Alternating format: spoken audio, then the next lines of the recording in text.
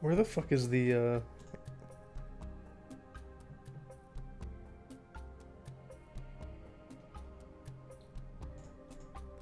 Hold on. I don't want to look at... No!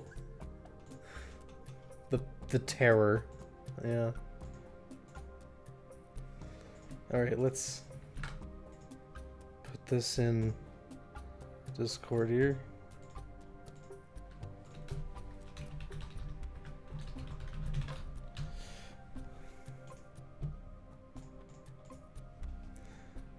Self-promo, I guess.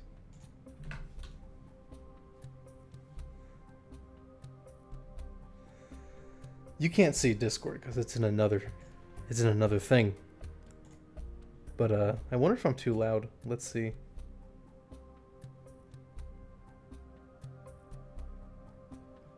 Yeah, you guys are a little behind. So you can hear me now, right? Yeah. So for everyone that is here, I'm sure we'll get more people. But for everyone that is here, I recently...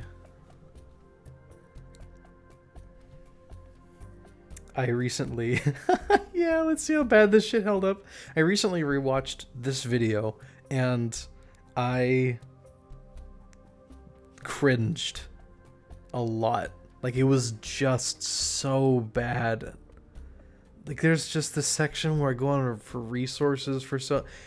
Let's just get into it, actually. I have Halo music playing here. I'm gonna turn that off. Lol. Let's see how the Discord is reacting. Yeah. Pretty funny. Okay, minimize that. Hopefully I don't get any DMs. So, yeah, for everyone joining, we're going to rewatch this because it's pretty cringy, and I just want to point out some things cuz they're pretty bad. Let's get right into it. You just have the shittiest timing, don't you? You could hear my chair there. Yeah, this was on a video I made about, like, commentators on YouTube. I was just sick of it. And then this comment came up, and I was like, oh, holy shit, I should dab on this person so fucking hard, and I made this video 35 minutes. So, I guess get owned. People noticed too. Like, they went on that video and they're like, dude, you fucked up a lot. You recently trolled the fuck out of us is what you recently did. Yeah. It's funny. No, it's funny to do, like, RWBY alt fake out content. 'Cause, like, I have no plans to continue it on this channel. Is what I said. But I guess we'll probably not. Okay, we've got like 50 people watching. To repeat what I said earlier, this video is cringy, and we're gonna watch through it because I don't like the way I approach this. Because the original narrative was like, oh, people came in and they ruined it, but look, it's kind of like doomed from the start once you factor in just how long I went on these useless tangents and had this horrible, like, video. Kurt, just seethe. Just seethe. You were so angry over nothing. Just seethe. But let's get into this until... Yeah, I'm gonna stop looking at chat. I'm just gonna get into this. By the way, as a quick side note, I took down the Dai Tomodachi video because I can see he's making a sincere effort to improve his style, so, you know, it doesn't apply anymore. And isn't... Yeah, that was, oh god, the Dai video. It's been reposted on YouTube. You guys can go watch it if you like, but it's totally irrelevant now, because he was trying to be better when that came out. But it's also just blatant bullying, and I made it largely because other people wanted me to. But that's, you know, generally it's like it's not the kind of thing I want on my channel anymore.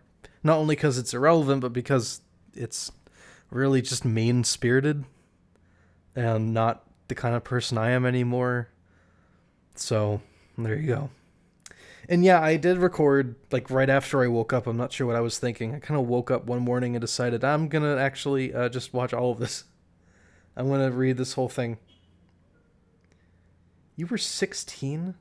Oh my god.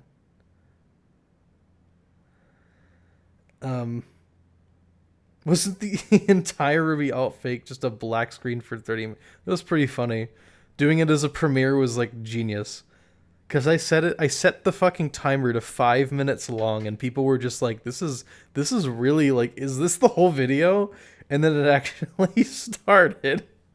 And then it was 30 minutes of black screen, and it was so funny. And people got so angry, and Kurt was like, fuck you, you motherfucker! Oh my god.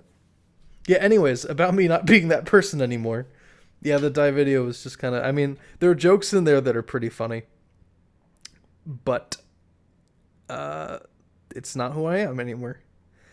Additional disclaimer, this video isn't a claim to objective quality. I'm not one to assume the ideas or premises. This is footage from Installation 07. You guys should check that out. It's one of my better works, I think.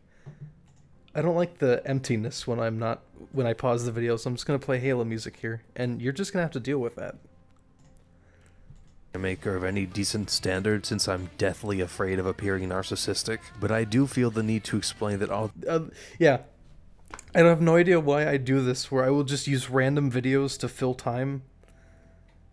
And yeah, no, I would just do random shit. Like, here's an animation I did for Destiny Freedom VA's birthday.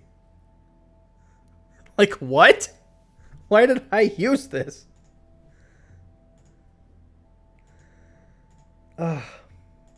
Christ. Fancy saying, whatever you do, do not say the N-word live on stream. That's good advice, Fancy. I'll keep that in mind. Yeah. Although I can't claim my work to be objectively good, yeah, see, I did a little happy birthday thing for Destiny Freedom VA. I do believe that the ideas I present here are at least better than those found in RWBY, 6 seasons in all. Oh, it's the clue of them all. It sounds so tired and groggy. It's so bad.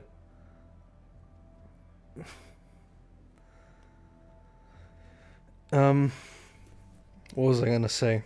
Yeah, the whole, like, you know, I'm not too confident in, like, my ability to do stories, because that would be narcissism. But I know I'm better than Rooster Teeth, which is why I made this. But I guess that goes without saying. A lot of this is, some of this is stuff I still believe, but most of it is just like, why did you approach the world like this? RWBY is one of the most tragic animated series of all time. Not necessarily, it was always bad. It's a nightmare and the product of a long-dead visionary who, in all fairness, was probably led astray from the start. He obviously made the Red trailer to pitch the series, and Rooster Teeth just decided to rip off Soul Eater for the rest. Seriously, think about it. That actually, I do want to talk about it a little. This is a theory I had, right? Where Monty came to like Rooster Teeth with the Red trailer and said, here's an idea for an anime, and they said, we'll make it just like Soul Eater, and they started doing all this world building shit, and he's like, cool, whatever. You know, like, I don't think he gave a shit.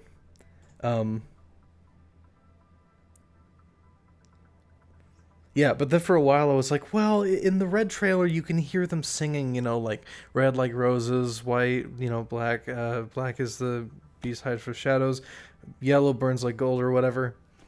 And it was like, oh, well, that doesn't really, is that possible, right? Like, did they just, you know, did they just take that? But ultimately, I figured out, well, what if he just came to them with, like, the raw animation and sound effects and just some random, like, score, you know? Like, he probably wasn't even finished. He just showed them the animation and they said, let's run with this. And then they added that music in afterwards. So I'm doubling down. I think Monty sent that trailer, and Rooster Teeth was the one that was like, let's make it just like an anime. Cause I don't know. Montague does not seem like the kind of person that would write this kind of stuff, especially when they talk about it like behind the scenes. When they say we'll direct this part, and then when the action happens, we'll say, and then Monty goes apeshit. You know. The lack of focus and planning in the show is so obvious even before Monty passed away. Even now, I can't help but feel like they don't even know where they are, creating lore as often as they are abandoning it. It's so aimless and desperate. The fuck does Dust do anymore? Was it even important to begin with? It's one of the first things we learn in the entire fucking series and they just drop it. Anyways, right over. That's true. Dust doesn't really go anywhere. Although I'm of the opinion now, everyone wants to keep Dust, and I included in the newest, like, in the last two RWBY Alt videos, but at the end of the day, it's like, what point does it serve? You know? Like, it's not important. It's just kind of in the way. It's just kind of a weird, random part of this world, and I don't really know what to actually fucking, like, do with it, so what's the point?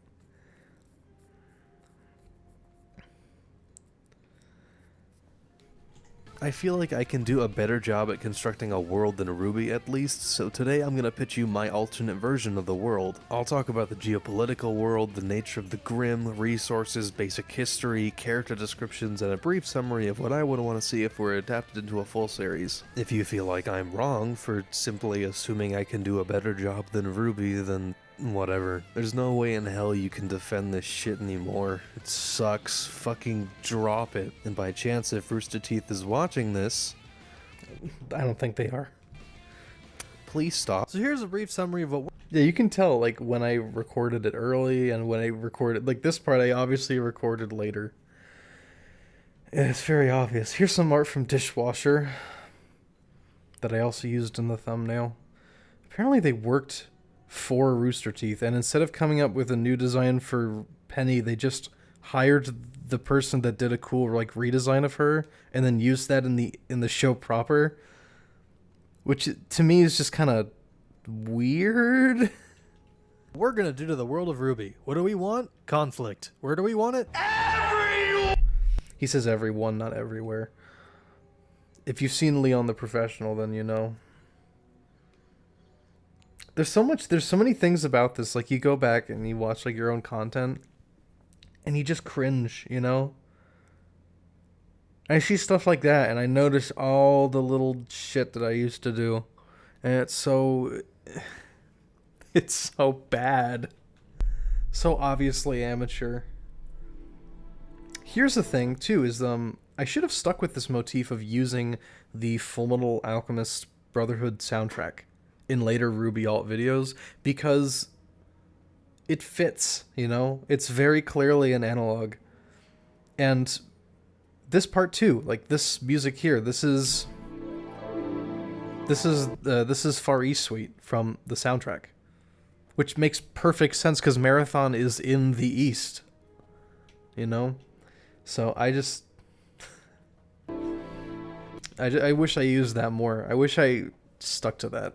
Remnant is the literal remnant of a long-forgotten age, the Imperial Age, where airships and silver cities ran the Earth entire. Technologies and innovations from that time still endure, with ballistic weaponry, holograms, flight, and the exploitations of dust as a power source. Apart from this, only a few monuments have survived the generations of war and feuding nation-states, much like the Why did I legacy of use Rome. this video? Many of the technologies passed down from the Imperial Age are either repurposed for warfare or mistreated altogether. Case in point, androids.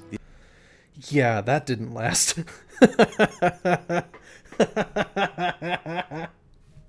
Androids, yeah, that lasted a while. What is this even? The actual histories of this era have since been lost, but what these feuding countries do know is what caused its downfall. Only the realm is known as Terria, which is a I used to be so proud of this map, right? Like, I was so proud of this map. And it's just so, look at it. Look at those borders. Look at this. Do you see this? Let me see if it shows up on OBS. My mouse? No. Okay, look at the border of, like, the Free Banks and Bardin, and you can see there's, like, a random city-state in the middle of the desert, and you see, like, that little wiggly border there. Like, what the fuck is that? it's just it's so bad, and there's just a random river and the fucking hills up here. They're so bad, man. Oh, they're so bad. Here, let me, just to show you like how far I came with that. I can show here's like the newest one, right? Here's the one everyone's familiar with. This is still shit, right? Because you zoom in here and you can tell like this island's not even, it's not even colored. There's still some pretty shitty borders here. Like, what is going on near Canisport? Neapoli is just Neapolis. I mean, dumb, very, very dumb place names. Arthas.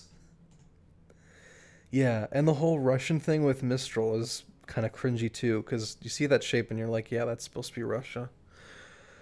It's like, oh, man.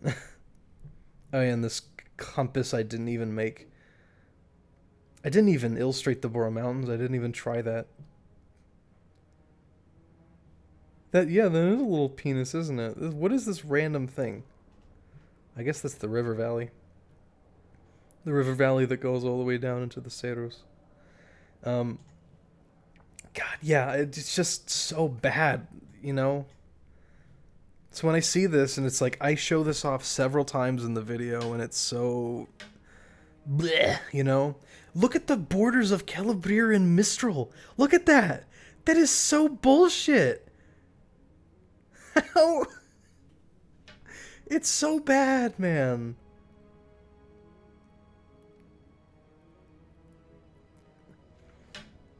Geographically, it makes zero sense. Yeah, it's...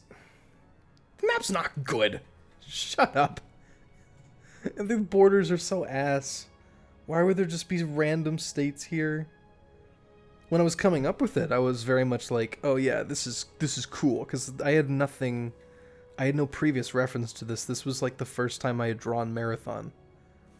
But by the time I got into like here, right? I was so over it. I'm like, nah, man. This is pretty bad. I mean, the free banks are so small, too. Yeah, I mean, like, God, they're so small and weird. That little square is supposed to be Hensmere. So bad. So bad. A lot of you probably wondering why am I even making, like, this video just to beat myself up. It's more or less, like, I'm trying to show, like, what... I'm trying to point out, like... Because there's just a lot of people on this channel that love, like, RWBY alt. And really want more RWBY alt content. But the base concept is... I mean, what happened with the Discord? It's like it's like I'm asking for it, you know? Because I go to this... They're not even called the Great Valleys anymore, Great Cliffs. I go to all this effort to describe this world, and there's, like, nothing on story. It's, like, over here. You know? As opposed to the other, where it's, like, half the whole thing. How long did it take me? It's, like, a couple hours. In, like, a library computer that had Photoshop. It's honestly not impressive. I mean, the fonts are really boring. There's no islands, right? As opposed to this, where I kind of had to steal other people's ideas of what islands would look like. Which makes it look a lot better. And then there's a whole other thing. Just give me a moment, guys. You want spell stuff content? Well, I'm sorry. I will get on that.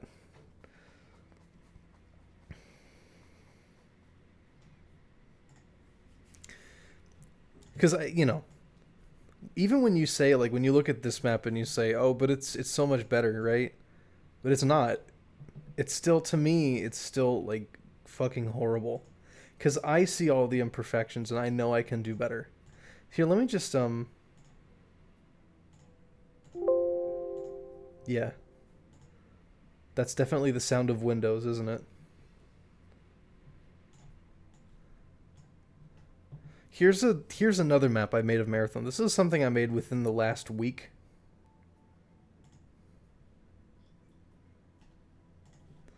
And I look at the chat. Yeah. Hello, Chris. And see the mountains? I'm actually trying to do something with the mountains. The islands here have a lot more depth to them. Just the way that they're shaped and the fact that they're not like big giant masses of shit. The way you do like different tribes and stuff. Yeah, the big thing though is like geography. Like these mountains look so much better to me.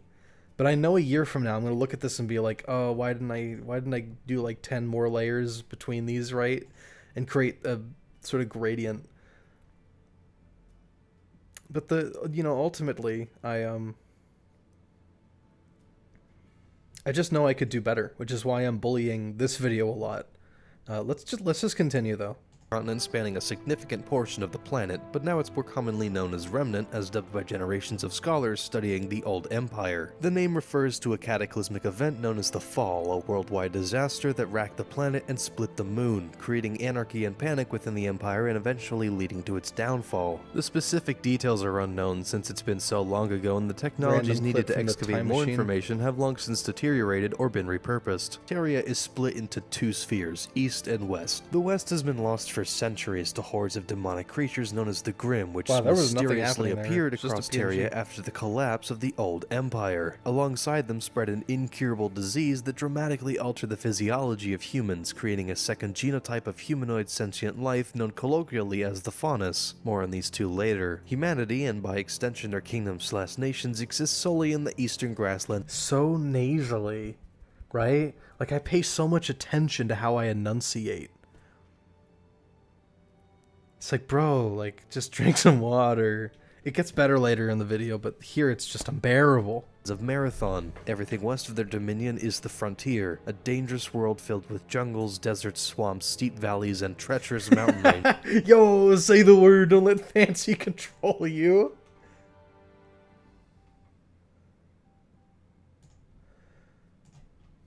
Maybe one day.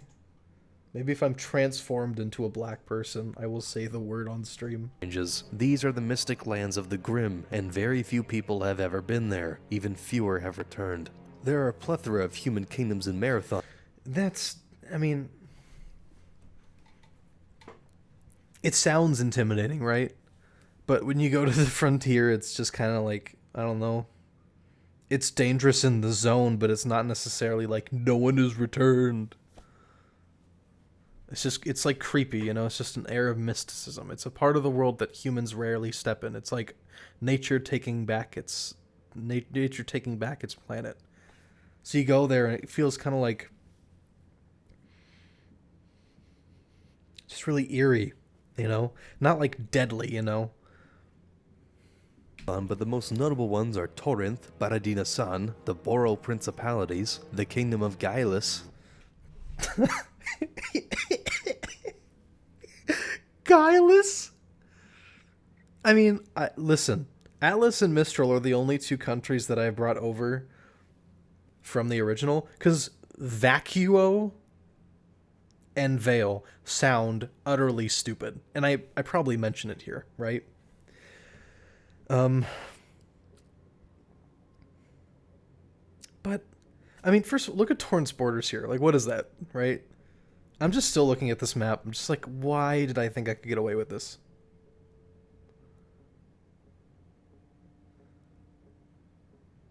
Will this be a vid after the stream? Yeah, no, they're all saved on my channel. Except the bad ones. Those are unlisted. And then, what was I saying? Yeah, no, like, people were like, it's pronounced vacuo, actually. And I'm like, okay, so I gave them the benefit of the doubt and assumed it was vacuo, right? Because that sounds at least a little presentable as opposed to vacuo, which sounds like vacuum cleaner. But no, it's vacuo, like vacuum cleaner. So it's like, that's even more of a reason to not include it. And here's the Halo theme.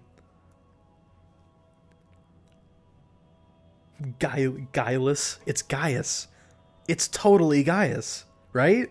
Like, it just sounds better. The Gaians. The Gaians. Guilans. The Guilans. Sounds so dumb. When I was coming up with these names and this map, I had no idea what any of them were. Like, I didn't have an established history. This is just a random ass map I made. It's kind of crazy that I got all the way here from that, but here we are, I guess. I just really like the way the islands here, how they kind of fracture off from the land. Much better than here. And definitely better than this. The People's Republic of Mistral, the Free Banks, Calabrir, and Atlas. Calabrir. That's so stupid. I might change the name. I just don't know why I would call it that. The Kellish sounds fun, but it's also like too Gaelic, you know? It's too Celtic. The Kellish. In this thing, their whole thing is like the Modernor. There's supposed to be like Imperial guards guarding the Boros. But that's something else. Side note, Vakuo is a fucking stupid name, and Vale Yeah. sounds way too close to the Vale of Erin. Back when I thought Erin was pronounced like that, it's Erin. There's no fancy accent, it's just Erin. Sorry. I mean, yeah, but it does look pretty close to the Vale of Erin, though. Like, what the fuck? I mean, Song of Ice and Fire had been out for 20 years when RWBY came out, so I wouldn't be surprised. You guys are fucking nerds. But it's so... It looks pretty similar, too. And, like, the Vale... Like, Vale is supposed to be here, right? Like, near those axes. But there's, like, no arable land there. It's just weird. I don't know. Maybe they're thinking it's going to be like London. Silly. Sorry. Also, when I mean human kingdoms, I mean all of humankind, including be the sorry. Faunus. The Faunus themselves don't own any sovereign piece of land in Terria. Okay, here's the thing, right? The Faunus. I don't know what the Faunus do, right? I mean, I have an idea of what they, like, what Faunus groups do in the story, but I have no idea what Faunus, like, where they come from. Are they just part of Terria? Are humans just, like, a genus of that? Like, I don't know. Maybe Faunus can be something different, you know? Where it's not just human and animal hybrids done super lazily like in RWBY Former. You kind of smell.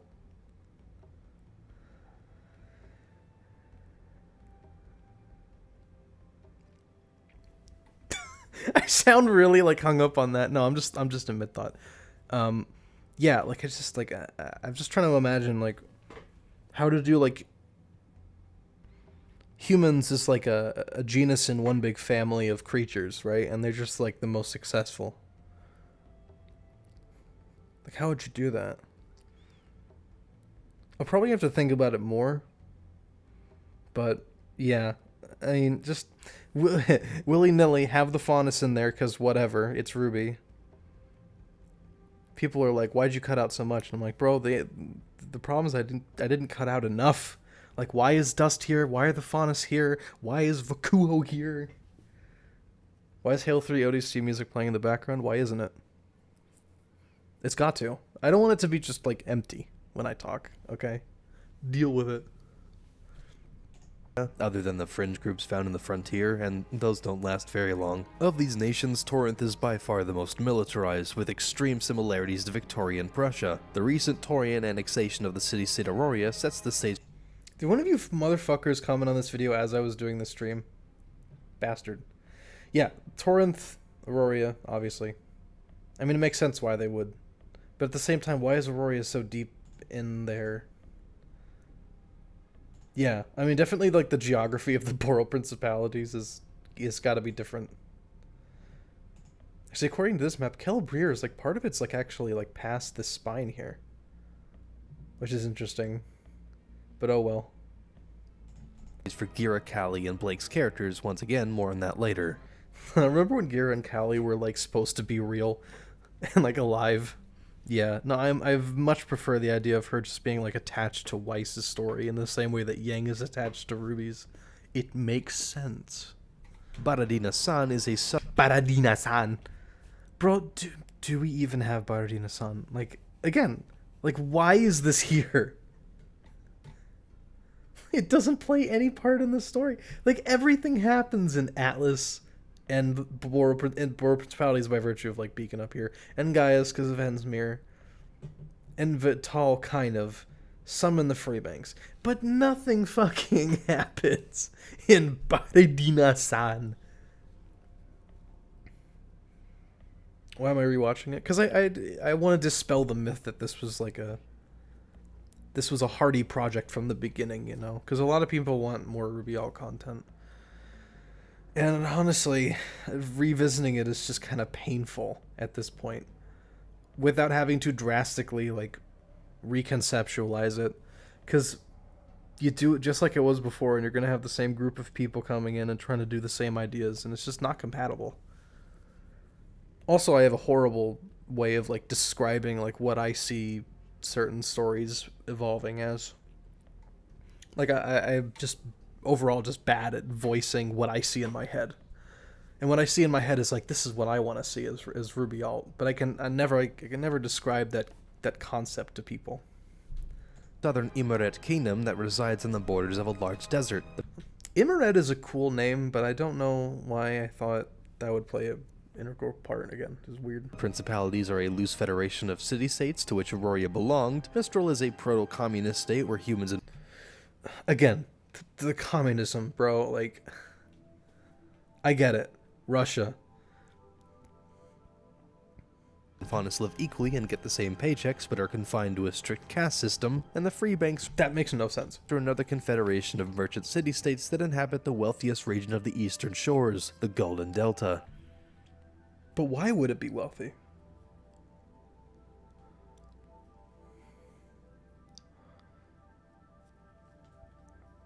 I don't know.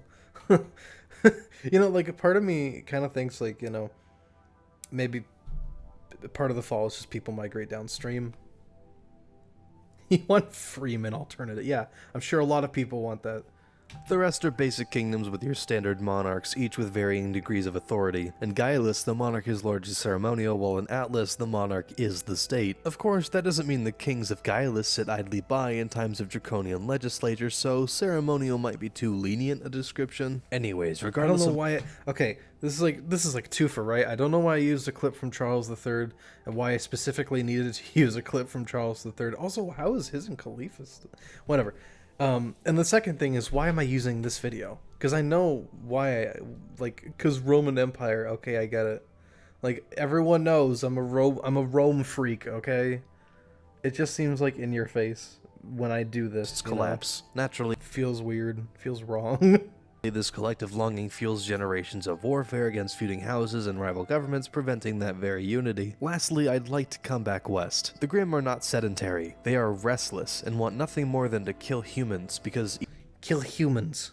eating shadows in caves isn't very filling. I was trying to do some kind of metaphor there, but I failed. To combat this, the countries of the east have gradually built up a defensive line against the hordes, pushing the frontier further and further west with each passing generation. This line is often marked with No. No. No. No. You have the biggest natural barrier in the fucking world. Right? And no one's going to come through the desert. So why would you build? It's just so weird. You know, like, more and more ideas I got for about this fucking defensive wall. I just thought, like, why? You know, why would they go to this effort? Who would even who would fund this? There's no point. Self-hating for no reason. Well, I don't attach. This is not, like, personal to me. This is just fun that I did. You know, I'm disparaging RWBY alt. I'm not disparaging myself. contiguous walls that are gutted as the defense presses on, only to be Thank you for reminding me that the Roman Empire was still gone. Was almost a good rebuilt at day. the front lines. I bring this up because on a geopolitical scale, this is often seen as the edge of civilization as far as the human The mountains. Again, the mountains fill that role better. kingdoms are concerned, and everything past it is a Well, I guess barren also the wilderness. Great Fucking Wall of Comparisons China. can be made to Hadrian's Hadrian's Wall, Wall, Constantinople, or this tiny ditch on the edge of the wilderness in RuneScape. Yeah. Oh, and I guess also the Great Fucking Wall of China. Yeah.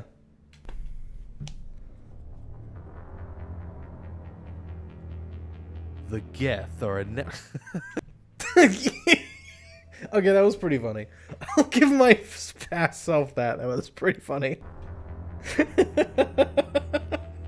Geth are a Why did I say that? The Geth are a humanoid race of networked AIs. I remember that was like one of the first codex entries in Mass Effect, and for some reason at this time, I was hyper fixating on how silly it sounded. It was funny. The Grimm are demons that wander the Dark West. The word Grimm is a colloquialism of the imperial words Gri and Ermir, which roughly translate to shapeless devils. In like the first age, I imagined it would just be Grimir, which sounds pretty good. I like that word. Grimir. Grimir. Unlike the Grimm and RWBY former, these Grimm have a much larger variety of forms. Think of them more like SCPs than black creatures with theater masks.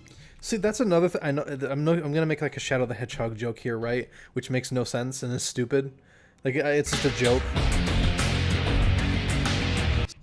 Yeah, but the whole idea of the Grimm not being like a tangible race, like a tangible species, I'm kind of a split on that. You know, because on one hand, it'd be cool if the Grimm were just a part of this world and they had like their own like different forms. At the same time, they'd be vastly more interesting and threatening if they didn't have a coherent form. Because once you fight like a Beowulf in OG RWBY, right? You've pretty much fought every Beowulf, and there's only so many ways that a Grimm can appear before it's like before it's gimmicky. It's like, oh, it's just black and red. Who gives a fuck? I much prefer Grimm as like a... What was that thing? I think it was in Volume 4. It was like that Grimm that was like on horseback. And then there was like the concept of the nightmares. That kind of stuff is like... No, not Grimmir. Grimmir. Grimmer. Or IR. There's a fly around here. Which one of you sent this fly to assassinate me?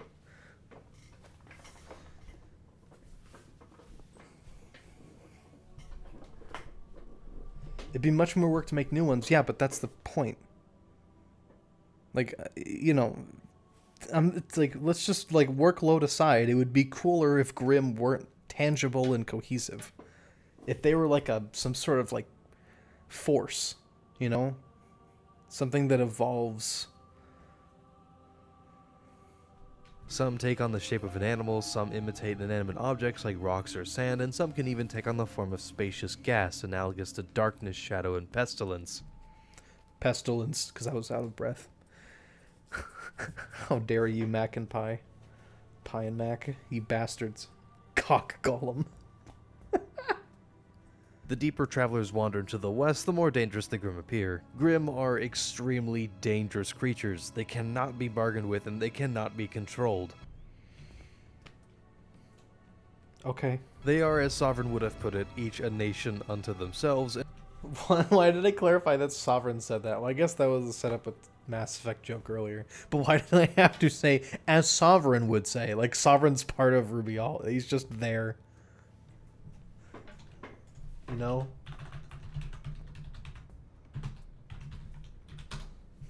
This guy just shows up. What? News? No, I want images. Yeah, this guy's just here. Right? This guy.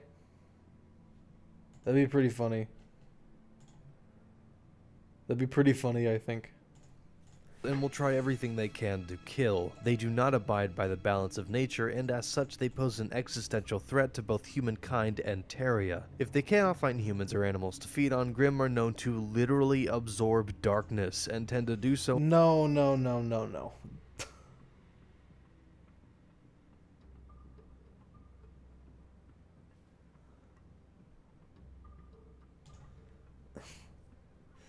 Absorbing 15 melon. Shut up, Ordinary. Get out of here. Yeah, absorbing darkness. That's so silly.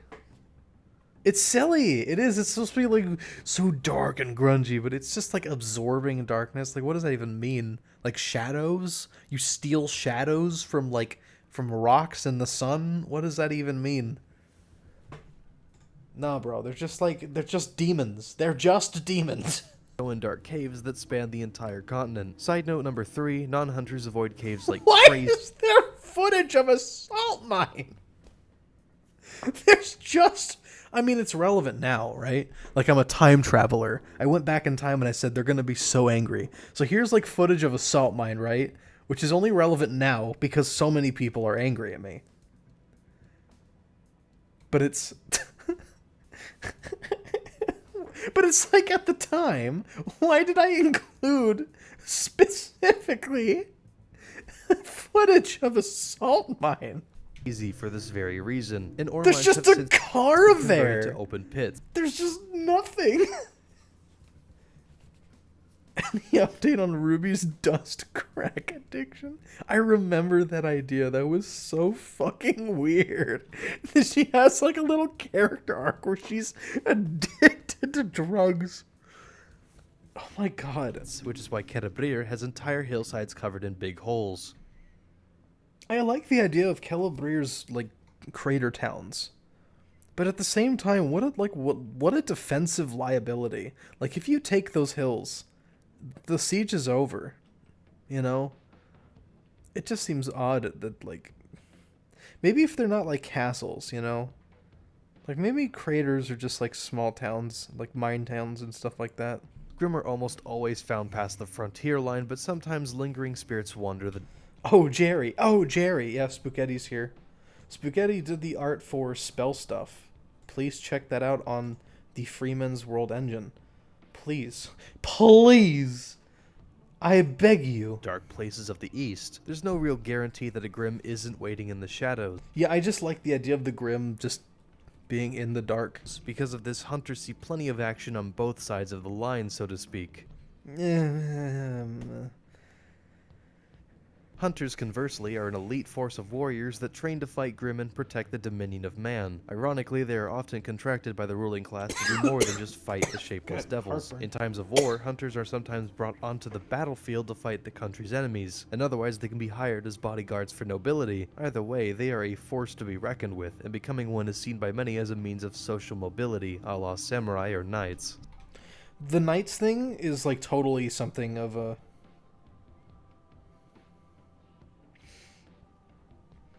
Kurt, shut the fuck off. No one cares about you. Yeah, give Spaghetti money, everyone.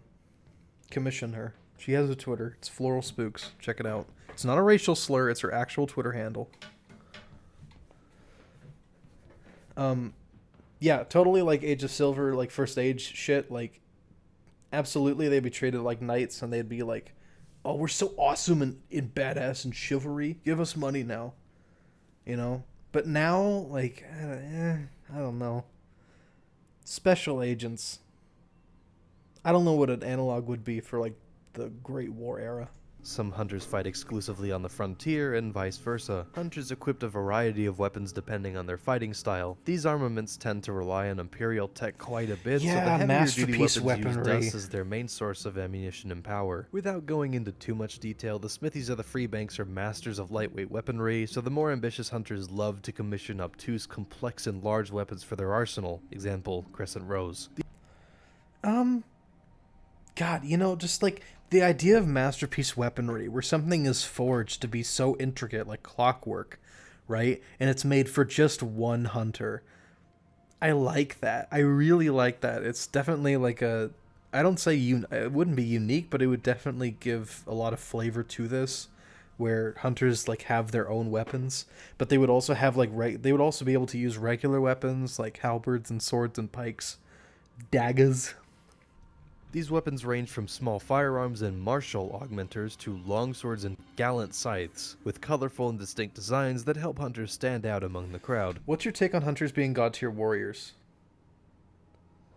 I like the idea that they started off as god-tier warriors that people couldn't really like say no to, and so they inadvertently became like a master race, but over the generations the blood started to thin and those abilities started going away, and they just got like overthrown by those same people and just kind of routed out and villainized.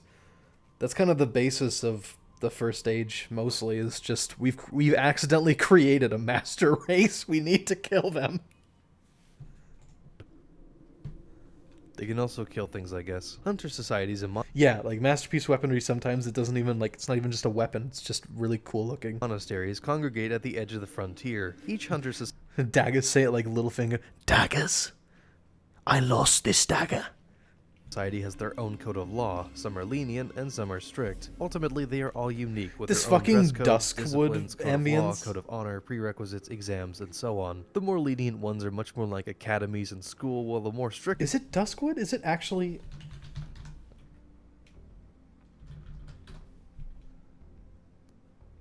Yeah, Duskwood. Originally Brightwood. I'm silly. ones function exclusively as monasteries with ranks analogous to actual churches and inquisitions. Case in point, the Church of Beacon, which was started by a group of 4 hunters, including the mother of Ruby Rose. Beacon does not admit So that's never changed. Faunus, and many of its students look down on other hunter societies for allowing them in their ranks. Relatively speaking, That just sounds like The Witcher. Yeah, no shit! the Order takes a very absolutist stance against Grimm and the mutations that humans underwent in the fall, the result being the Faunus. Their beliefs elevate humans as a master race among lesser subhuman beings. That's not to say everyone in the Order has this stance, but they are expected to represent it in their dealings with other societies. Yeah, Deli Race has a point, is that the Free Banks, because of their, like, subservience to Atlas, is because they don't usually, is they're able to develop more, which is probably why there's, like, a higher concentration of population there. Like, they have, like, more in-depth cities, and they like, as the rest of Marathon is all about, like, raw goods, and Free Banks is about processed goods. I totally believe that. You know, to send it downriver. Literally send it downriver, which is why Atlas is so rich. Nonetheless. Like Beacon, these hunter groups are entitled to their own beliefs, and many of them stem from actual religions found in Marathon. Haven's Light is another such society. Not all societies are religious, however. Before enlisting to go on expeditions, hunters are trained extensively at their respective societies. I like the idea learning of, how like, to fight hunter the Grimm as societies best they being can. diverse. If they are deemed unworthy or inept by their peers at the end of their education, those hunters will not receive the necessary identification to travel west until they really earn them. These papers vary with each society. Beacon uses the standardized hunter's license, while a school such as the Torrent-funded Imperia Academy likes to just hand students a bunch of papers when they graduate. Bureaucracy. If you didn't already guess, being a hunter is extremely lucrative. You can make mad bank as one, with the trade-off that most missions you're assigned to are almost always treacherous. Obviously, the choice of what they apply their skills to is up to the hunter themselves. They can fight on the frontier, they can enlist as officers in armies, they can do both. Yeah, the new RWBY Out videos made a clear distinction between people who fought in the frontier and people who fought in Marathon. The Sentinels and the Venatores. It used to just be the Venatores because Grimm were everywhere, right? But when the need came for, like, putting down revolts and stuff in Atlas and other countries, they started to create the Sentinel, which is basically the same, but you're fighting like humans. It's entirely up to them. In the case of societies like Imperia, where they're funded almost exclusively by the Taurian government, students are taught to fight for their country both at home and abroad. Joining an army or group opposed to Torrent is considered treason, so there are ideological barriers to what you can. The state centralizing hunters is like, I don't know about that. You know, I don't know if countries really care about hunters at the time of RWBY Alt. And can't do, but being a hunter is profitable nonetheless. Hunters are also regularly contracted to venture deep into Yeah, the why is wild there a for cloning Skyrim clip here? And you can see me in the top left with the Santa hat. What is my logic? Oh, this is funny finding though. artifacts Like, I and just see a resources. tree. I just see a tree floating as soon as I mention artifacts. Maybe that's why I included it. That'd be pretty funny. But it's still pretty funny. Like, I'm just playing Skyrim and I see that that are fucking otherwise tree up there. non-existent in the I'm like, East. what? There's no What's shortage happening? of dust in Marathon, But this doesn't make more any unstable sense, like- compounds can be discovered in Like, ancient what is this? ruins Why am from I time to including this time. clip? Oh, and also there's ancient ruins for the Empire. Oops. These jobs vary widely from escorts and fetch quests to full-on sieges of dead cities. Either way, the frontier is pushed farther and farther west with each operation. Again, no. That's silly.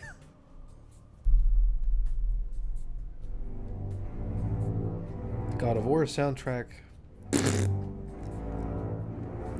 This is my least... Oh, yeah. We're in resources now. Oh, my God. This is my least favorite part. So everything... This is, like, the longest section, apart from characters. Resources. Why? Why? Why is this important? It's not. You know? Why is this here?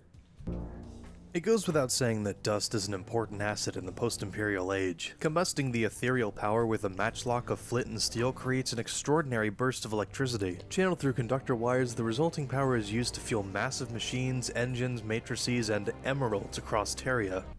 Again, what? That would just... I like the idea of dust being there because dust is like... It's like from the moon, right? That's what dust is. It's stuff that came from the moon when it shattered and crashed down onto Earth.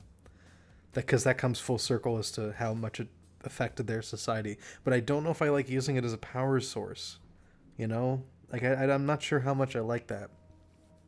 As tempting as it is to be like, they're feeding on her corpse, you know? It's like, I don't have any real purpose for it, man. Maybe if it was just gunpowder, I'd be more content, but I don't know.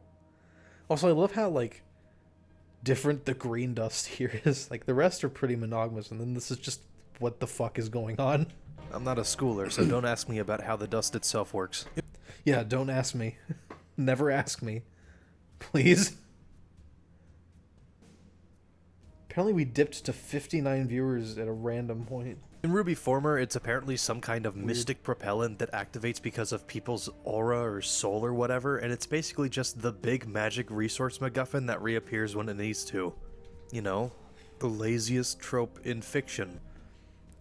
Yeah. Which has absolutely nothing to do with a certain powder-esque compound found on a desert planet in one of the most successful and well-known science fiction books of all time. You get it. Oh yeah, if none of you got that reference, that's from Harry Potter, talking about cocaine. I'm reluctant to reintegrate dust into RWBY since it really is just a magic MacGuffin resource, so then how about this? People think first and foremost of electricity or power as the big modern innovation, the internal combustion engine. Dust is just the fuel, like coal or water or steam. It's a lot more efficient than either of those three at creating power, but it's... No, I'd say it's less efficient. So it's something people use in the past, but now it's like, you know... Now it's like fading out because people are like, actually, coal just works better. It's merely a means to creating power nonetheless. It's valuable, but only in bulk. The more unstable compounds exist in smaller quantities and are typically found in the undeveloped West. The more unstable the dust, the greater the power it generates. Bullshit. I don't care about that. Thusly, unstable dust in the West is extremely valuable for hunters, corporations, and the ruling class, while Eastern dust is more seen as fuel than a resource. Problem solved. And to cover our tracks, let's just say that things like Problem not solved at all. steam power and internal combustion engines exist as well. Let's just imagine that the old ways of the Empire, running everything with dust, exist alongside the separate innovations of humankind today. That way, dust is just another small thing in a very big world. With electricity, you have power lines. Gandalf. So a lot of the wealthier middle class and upper class districts and cities have power lines stretching up the roads. It's basically what everyone has today, minus some of the more contemporary gadgets on the poles and wires. Why would I again, like, this is the part that just, it blows my mind why I clarified this. Like, what was I thinking? What was I fucking thinking? Why would I clarify what power lines are? It's just, what the fuck is wrong with me? You know? It's that part, it's that kind of stuff in these videos that's like, I really did ask for what happened to happen. Because I cared so little about, like, an actual story and just wanted to do this randomly intricate world. Poorer residents have to buy the fuel themselves, whether using dust, steam, or coal. Lower-end households are equipped with furnaces or engines that convert them into energy. Sometimes there's a mix of both furnaces and power lines in neighborhoods, but not everyone can afford a monthly check to the local power supplier. Likewise, some households, especially in rural areas, have zero power whatsoever. They rely purely on things like firewood and charcoal to warm their homes with the occasional candle. We'll only be talking about the most important resources, so let's talk lumber. To understand lumber, let's take a quick look at the plains of Marathon again. To the south is a small desert in the San Kingdom, and to the north are the Great Valleys, which are essentially fjords with big rivers and steep cliffs. Great cliffs, not valleys. Just like our world. In between these two climates, forests littered the grasslands. Obviously, the densest forests are farther... You know, I could go into more detail about where the grasslands begin and end in Marathon, because obviously Celebrier is not part of that, and neither is Mistral. Mistral is very much just plains, you know? But the forests are really around, like, Gaius... Just like this area, pretty much. Down here. near Torrent, Atlas, and Gaius down here. Up there, no? Up there is just too arid. From city centers, but generally speaking, this temperate region between Baradina-san and the Great Valleys makes for great lumber cultivation. The main exporters are trade companies, corporations, and or armies in service to the government. Yeah, you know, Where that it's lumber like goes it's depends. Minecraft. If the government you know? calls for a large shipment of wood, it would most likely bypass the supplier. If it doesn't, but the wood goes to the government anyway, then that supplier is probably in service Yeah, no, we know how supply and demand works, Jerry. to the government already. In the case of Mistral, the resources it collects are almost always done by federal parties, Soviet never Russia. capitalist ventures like trade companies. Russia. But hopefully you get the idea. The process gets expedited the more governments are involved. If ordinary people and tradesmen are just buying wood, like carpenters and toy makers, then they would most likely buy from the supplier, who may or may not function on behalf of the country. Again, none of this is being involved in a story, so why even clarify it? This may seem like an obvious process, and it is, especially since it's universal for most every resource in Terria, but it's important we understand how the economy works in such a diverse market. Something I never understood in RWBY Former is what money meant. It was But this is such a dumb take. Like, it doesn't need to mean anything. You know? Like, money doesn't matter in this story at all. a signifier of social class and power, but that was basically it. So please pardon me for being a little specific. I just want there to be more happening in the background than 4 people walking down a road and talking about things they're going to do. Then don't write them to be 4 people going down a road talking about what they're going to do. Have them actually do something. I'm sorry, it's just like, what was I thinking? Metals work in the exact same way. Miners, contracted by private or public means, excavate iron, copper, silver, gold, coal, salt, and of course, dust. Because Grimm like to hide in the shadows and Oh, you notice how different my voice is now that I've like properly woken up? crews refuse to mine in dark lit places, veins are usually cut up in wide trenches or massive open pits. Again, That's a Calabria is screenshot known for from having a Darling in the particularly Franxx. strong mining market. Lamaldos Hills is correct. Their northern mountains and burrows are littered with gaping craters and long stretches of cut-up dirt. Even some of their towns live in these pits. Screenshot from They're Main called Abyss. crater towns. Because fuck you! Pits. They're called crater towns. Because fuck you! That was before I even had the I am the King of England thing. So just like, fuck you. Next to dust, lumber, and metals is agriculture, because we don't want people starving. It's basically just Actually, we do. farms as we knew them at the turn of the 20th century, just with varying degrees of advanced automation. These machines depend on the wealth of their owner, of course, and almost all of them rely on some kind of convenient and portable power source. Case in point, dust plays a big part in farm automation. Agriculture includes crops and livestock, which are pretty much identical to the kinds you would find being made on Earth today. I mean, come on, it's not RWBY without cookies. And if you need cookies, you need dairy, eggs, sugar, etc. And I'm just going to... But it...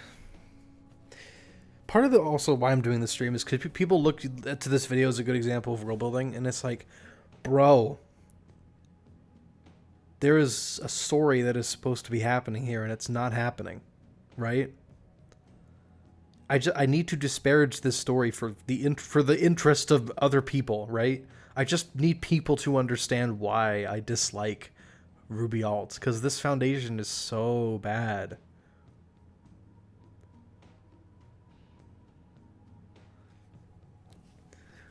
You know, like, who cares where wheat comes from?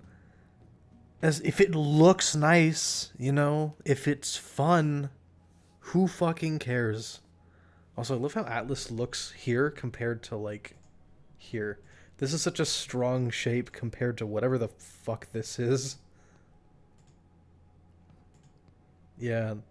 I mean, this map has its issues. Like, again, that's not colored. That's not colored. The islands look shit. The borders look shit, especially in the free banks. Like, how is this state even alive? Excuse me. Barinasan, why are you here? Why do you only have one city?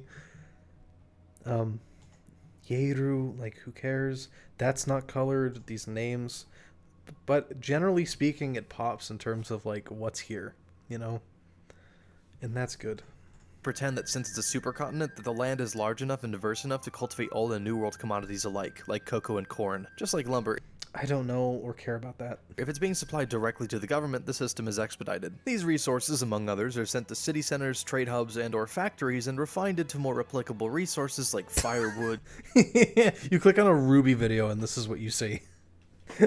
Right? Clothing, guns, pastries, toys, statues, etc. Again, there's not a lot to describe that we don't already know. There's plenty of new, fantastical machines and devices used to refine these resources, but I think going into that kind of detail is a waste of time. The gist is that the process is not so different. The contractors and the funding may vary with suppliers and buyers, but it's not too far removed from our world. There's just no global stock market or trading center. Lastly, even if it doesn't belong The Kairos is the global stock market and trading center. here, I'd like to talk about transportation. Thanks to the advent of affordable power through combustion See, engines, transportation is relevant because it's how people get from place to place. That's relevant when it comes to world building for a story, right? Like if you're gonna have it like Harry Potter, like you gotta describe how brooms work, you know? You can't just have them. there's a great variety of vehicles at the people's disposal. The most common use of travel is by train. No one's really figured out cars yet, but they have repurposed old Imperial ships like blimps and aircraft. There's I don't know about that. I don't know about that. I don't know how I feel about aircraft. also carriages, boats of all sizes, horses, good old-fashioned bicycles, but no cars. I don't know why. Cars are just very...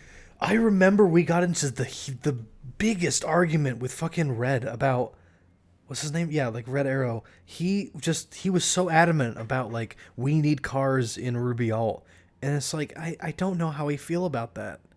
I just don't know. You know, sometimes there's just a random creative choice you make for no other reason other than it doesn't feel right. Like it just doesn't fit. Like you put it in and it's like, nah, it doesn't work quite right, you know? And you can't put it into words. That's what it was to me. That whole the sad Halo music. Ugh. It's like 343 era, right? Yeah, Solace. I don't give a fuck. Go back to the beginning. Anyway, what I was saying, the whole Cars thing. Holy shit. What a thing. When did you switch from wanting to build an interesting world to wanting a world that is built in service of a story? It was always the latter, but I was just misled in how to approach that. You know? Not misled, but I misled others, you know? I let people extrapolate way too hard into the world as opposed to focusing them towards a story. And I realized that I hadn't collected storytellers. I had collected like architects and people who are much more interested in you know, soil acidity, which again, I know that's a meme about RWBY Alt at this point, but I literally don't mean ill will towards the specific person that did that. It's just a symptom of a bigger problem, where people just obsessed about these randomly small things.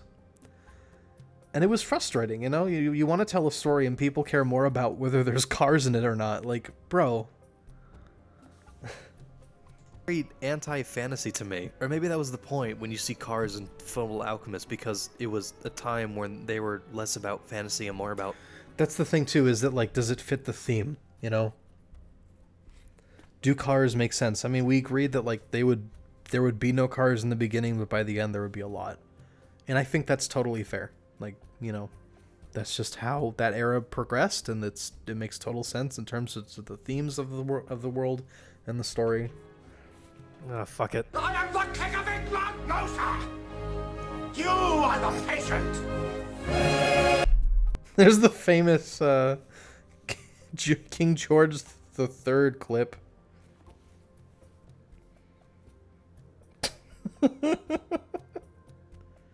I always thought it was brilliant that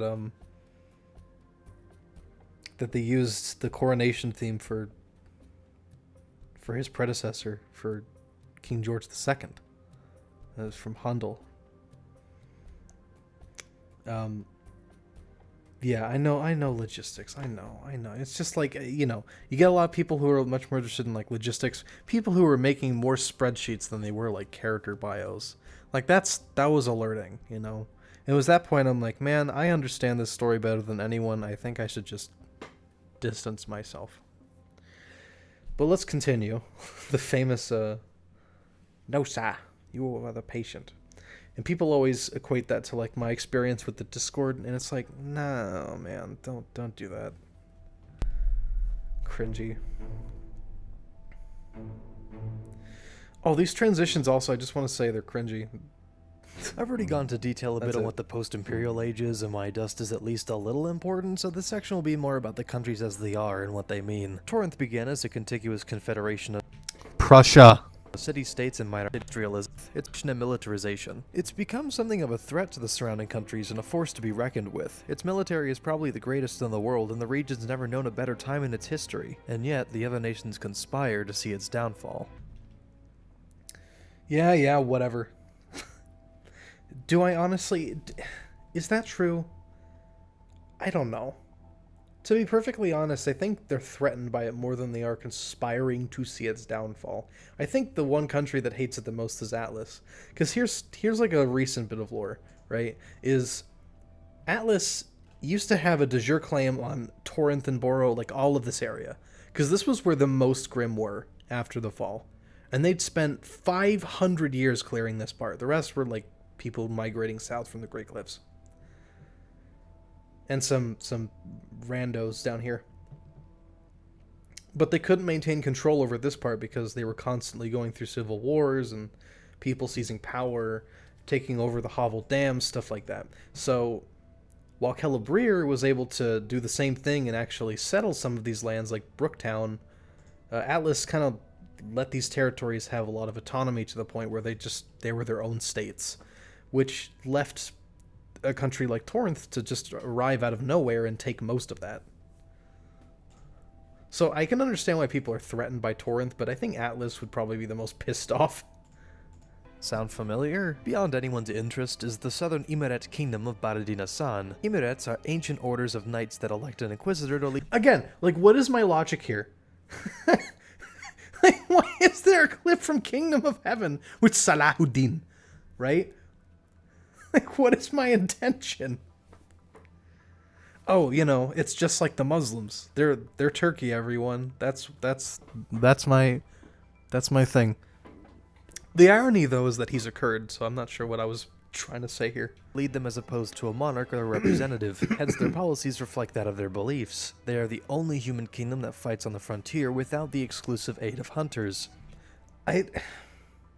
I like that because they're in the desert and they have to fend for themselves. But at the same time, it's like, come on, it's Turkey. I just don't see it. I just don't see a reason for having Baradina-san. It's such a silly country. And oddly enough, they are also older than the hunters themselves. No one really cares about... That's bullshit. I don't know if I even like that. I just don't believe that. Like, first of all, why would humans even survive in the desert during a cataclysm? That's the last place they would be. They're barely in deserts in times of prosperity. So why are you here? them though, because sand sucks. The Boro Sand does suck, so why are they there? principalities are not entirely united as they are prone to alliances. They're not as developed as the Free Banks, and they're not as powerful as them either, so smaller parts like Auroria are practically helpless if the principalities, alongside any other allies, refuse to join their cause. Who Floof? Who is Floof?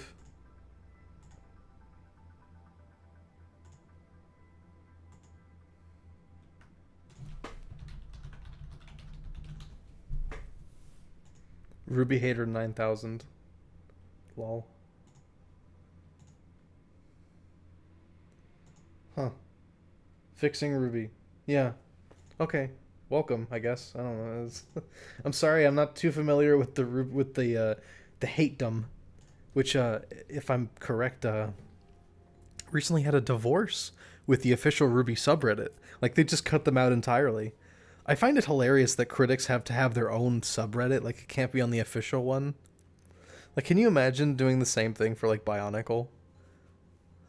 Like, you have one subreddit that's like, I love the Toa and Nikki. There are no problems with it. And another one that's like, I fucking hate Matoro's fucking cow face, motherfucker! The hatedom's not like that, though. They have actual points. But the reason why no one has bothered uniting this region is because the land itself is surprisingly hard to take. Boro is a mountain range with very few passes that only skilled messengers Machine know. guns. It nearly took Torrent's entire army just to make it to the capital of Auroria. If the city had held out for just a few more months, they would have single-handedly beaten the strongest nation in Marathon. Celebrier is mining country. It's much more... It's still true about the Boro principalities. Like, it's so mountainous. No one cares. Like, you can barely grow food there. It's just, there's no point. well known for it anyway. The resource-heavy mountains... Am I hyped for the new Bionicle video game? Yeah. Yeah, I forget what it was called. I think it was like Masks of Power or something. Bionicle critics? Oh, hello, Celtic Phoenix. Wow, the whole gang's here. that line its northern border are a rich source of gold, silver, and many other compounds like dust and salt. I've already mentioned its crater towns and its dotted ranges, but perhaps more interestingly, Celebrier is the only democracy in Terria.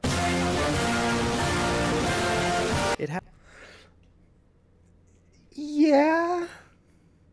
Yeah. No, I think I like that. Because if we come back here, right? The Marinor are the descendants of the guards of the Boro Mountains, right? And that's what Marathon is named after. That's the imperial word for the Boros, the Maruna or something. The Marinor are the guards that make sure that there's no like any other kind of like tribesmen or people coming in trying to fuck up the empire. And obviously they were like all around, but only this part survived when the fall happened, and they were able to build Celebrier. But because they were abandoned by the nobles of Atlas, they were just kind of like, wow, the nobles are kind of assholes. And they kind of like distanced themselves from the whole concept of like, you know, the like feudalism as a concept. And they were always about like, their country is like a pact, right? You know, they're all like the motif of a wolf, right? They're all about like in service to the state, in service to the empire. So they're actually a lot more closer to that original culture than Atlas is, because they still believe almost as a god. So one day their king dies, right? And they're just like, fuck, they don't have like any heirs or anything. And one day they're just like, shit, we should just elect someone. And I love that backstory. I still think it's so silly, right? But it works. It's totally within their character to just be in this mountainous region and just decide, actually, you know what? Fuck this whole like thing. Like, we don't even really believe in kings or queens or lords or counts. So fuck it. Let's just do a democracy. Yeah, you didn't see this in the world building documents because I already said it in this video. But I still like that idea. I think it's delightfully silly. Happened because they had a certain dynasty on the throne for nearly 1,000 years, and suddenly the last member died out. So they were just like, fuck, we should elect someone. And that's basically how representative democracy started in Remnant. They even have faunus senators. I don't know about the faunus senators, bro. I don't know about that. They probably think they're just like, I mean, if they're guarding Marathon, they're probably huge racists. That would be great too. That would be a great bout of irony. It's like the first democracy in Marathon is hugely racist. That'd be hilarious. Bionicle, yeah, dude, the biological chronicle, dude. Holy shit. Politically, however, they are a very passive country and almost never interfere in the affairs of the southern folk. If another nation tries to attack them, they can just hide in the mountains until the invading armies starve in the barren hills. Atlas is the absolutist monarch state with a rigid This is before I decided Atlas was the descendant of the original empire, and it was just a random analog to France. ruling class of nobles and kings and a lower class of peasants and plebiscites. It is by far the most traditional monarchic kingdom in all of Marathon and attests to the purity of a royal bloodline. Absurd amounts of money are used to construct palaces and build armies, and almost none of it goes to the Here's the Versailles cinematic from Civilization 4. peasantry. Somehow it's not broke as fuck. They also have state-funded It is, though. That was retconned. It's totally fucking broke. expeditions into the frontier and establish the lighthouse system that spans nearly half of the Dark Here's footage from a TED Talk about the Byzantine Empire's lighthouses. West. So if a particularly dangerous Grimm is approaching the defense line, they can know within minutes. But why would Atlas know this? Like, why would Atlas care? Atlas is literally... right? Like, Atlas is not near the frontier. The Boros are. And it's just odd, you know? Think pre-revolutionary France before Russia went and ruined all of it. Speaking of Russia, Mistral was once a kingdom like the others, but then literally Pre-revolutionary France before Russia ruined all of it. Yeah. Lenin and now communism. Or at least some lesser form of it. People aren't starving. Bullshit. The People's Republic exists somewhat at odds with Torrent. It's the largest nation at Torrent's border and, for a time, was the only power in that region. Now with their superiority in question, tensions are rising between the two, despite signing a non-aggression pact. Mistral is like, I don't know if I want it to be communist anymore, but they're basically Mongols, you know? They're they're like the closest descendant to the Cliffsmen, right? The Mistran. And the Mistran took a huge inspiration from the Morinor, which had a huge presence over here, because they couldn't conquer them because of the hills. They're like horse people, right? And so over time, the Morinor actually, ironically, began to influence the Mistran's culture. And it influenced it so much that the Mistran embraced a far more radical form of democracy, and they just kind of like killed all their lords and kings and queens. So is it communism, though? I don't know, because it's not about workers' rights as much as it is just anti-feudalism. The disavowing of nobility, the people's rights. It's not the country as one big union. So I don't know if it's communism, but it's because communism is very specific to our world and the Industrial Revolution and how rich abused the poor. And it's not like that doesn't happen here, but it's called communism in our world for a reason. You know, in their world, I think it would. I don't even think as a concept it would arise. I think the Mistran would just do their own thing. So yeah, but they're just like Mongols, and they were influenced by the Morinor, became extremely democratic, and then just became a whole thing. So basically, Germany and the Soviets. You know, I should probably stop making historical comparisons. Yeah, you should, because it's lazy. You know, that's another thing too in the Discord is people would constantly say, "But this happened in real life," and I'm like, I don't give a shit. It's boring and dumb. Anyway, moving on to Istanbul. I mean Venice. I mean the Hanseatic League. I mean Northern Italy. I mean the Free Banks. The Free Banks. Me flexing my history skills. The Free Banks. The richer, more developed, younger brother of Boro. Their success... Not younger. No way. No way.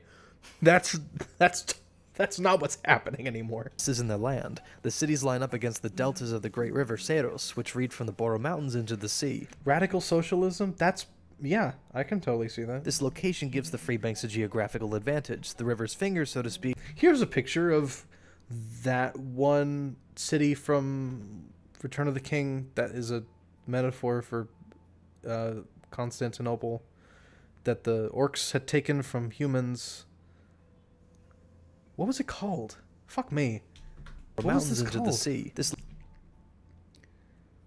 I remembered what this was called.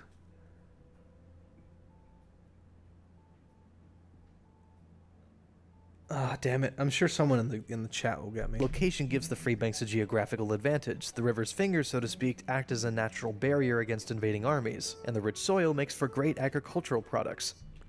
Yeah, the Seros is a pretty obvious analog for the Nile. That, and its central location on the eastern shore, makes it the wealthiest and most developed region. Osgoliath. Thank you very much, Justin. Osgoliath. In all of Marathon. Hot girl summer is over. The age of the orc has come.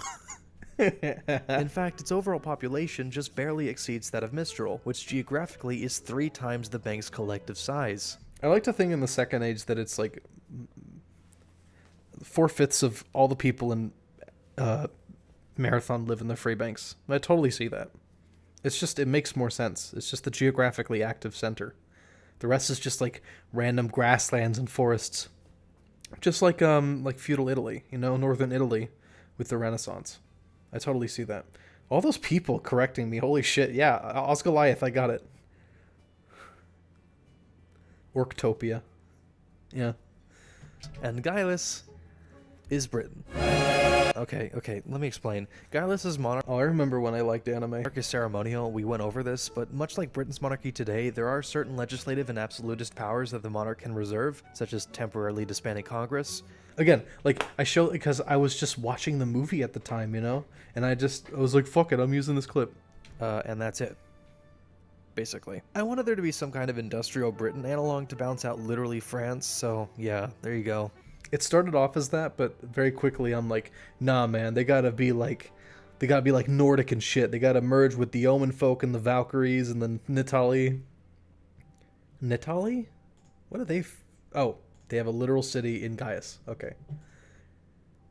Bro, I'm like the 10. Yeah. So they just like, they all merge, they all become the Gaians. And they all absorb those like those neo cliffsman cultures, and it turn it into this like this weird mix of like Kyrie customs and imperial stuff and cliffsman stuff, and they form like anicism and this cool like melting pot. It's just like Christianity, right? Just like Catholic. It's just like Catholicism, where you have a lot of German Nordic shit, all those words and languages and ideas, and you just stuff it all together into this cool melting pot, and it's like, yeah, that's Gaius. See, I totally see it now, but when I made this video, I'm like, no, isn't it just Britain? Silly. I don't think their societies are that much different, though. There's a rigid ruling class and a Oh, it's so different. peasantry and an emerging middle class, but all that's really different is how power is concentrated. The Minister of Guileless probably has more direct control than the monarch. Minister, God, fucking. For the record, there are other smaller countries and communities. Wouldn't there be open fauna sex slave trade if everyone is openly racist and treats them as trash? You know,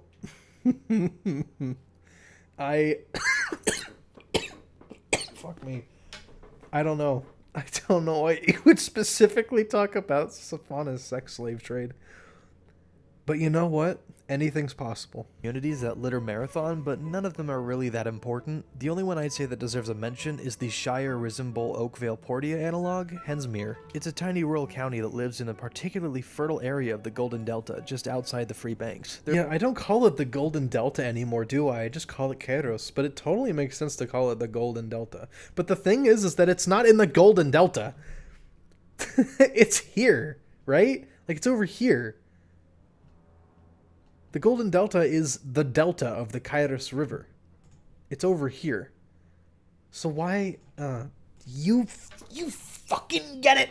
They're a discontiguous vassal of Guileless and provide a lot of crops and livestock in addition to a small monetary tribute. It's peaceful, and the air is fairer here. I bring this random country up because this is where Summer Rose and her children are from. Oh, finally, something relevant to the story.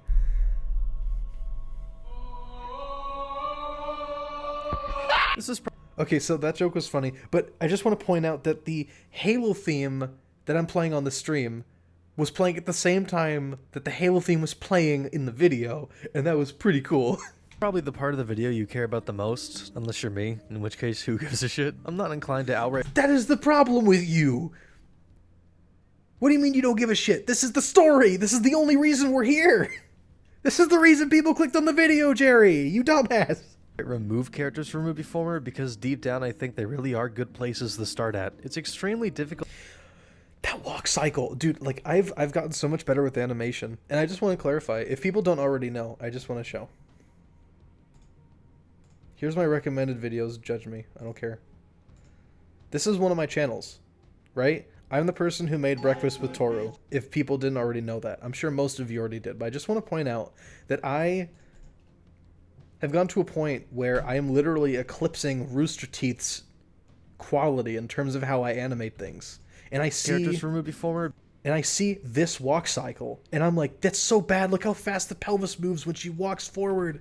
Oh, it's so bad. Oh, yeah, and that whole thing with her with the knees, and yeah, I mean, just... God. It's so bad, right?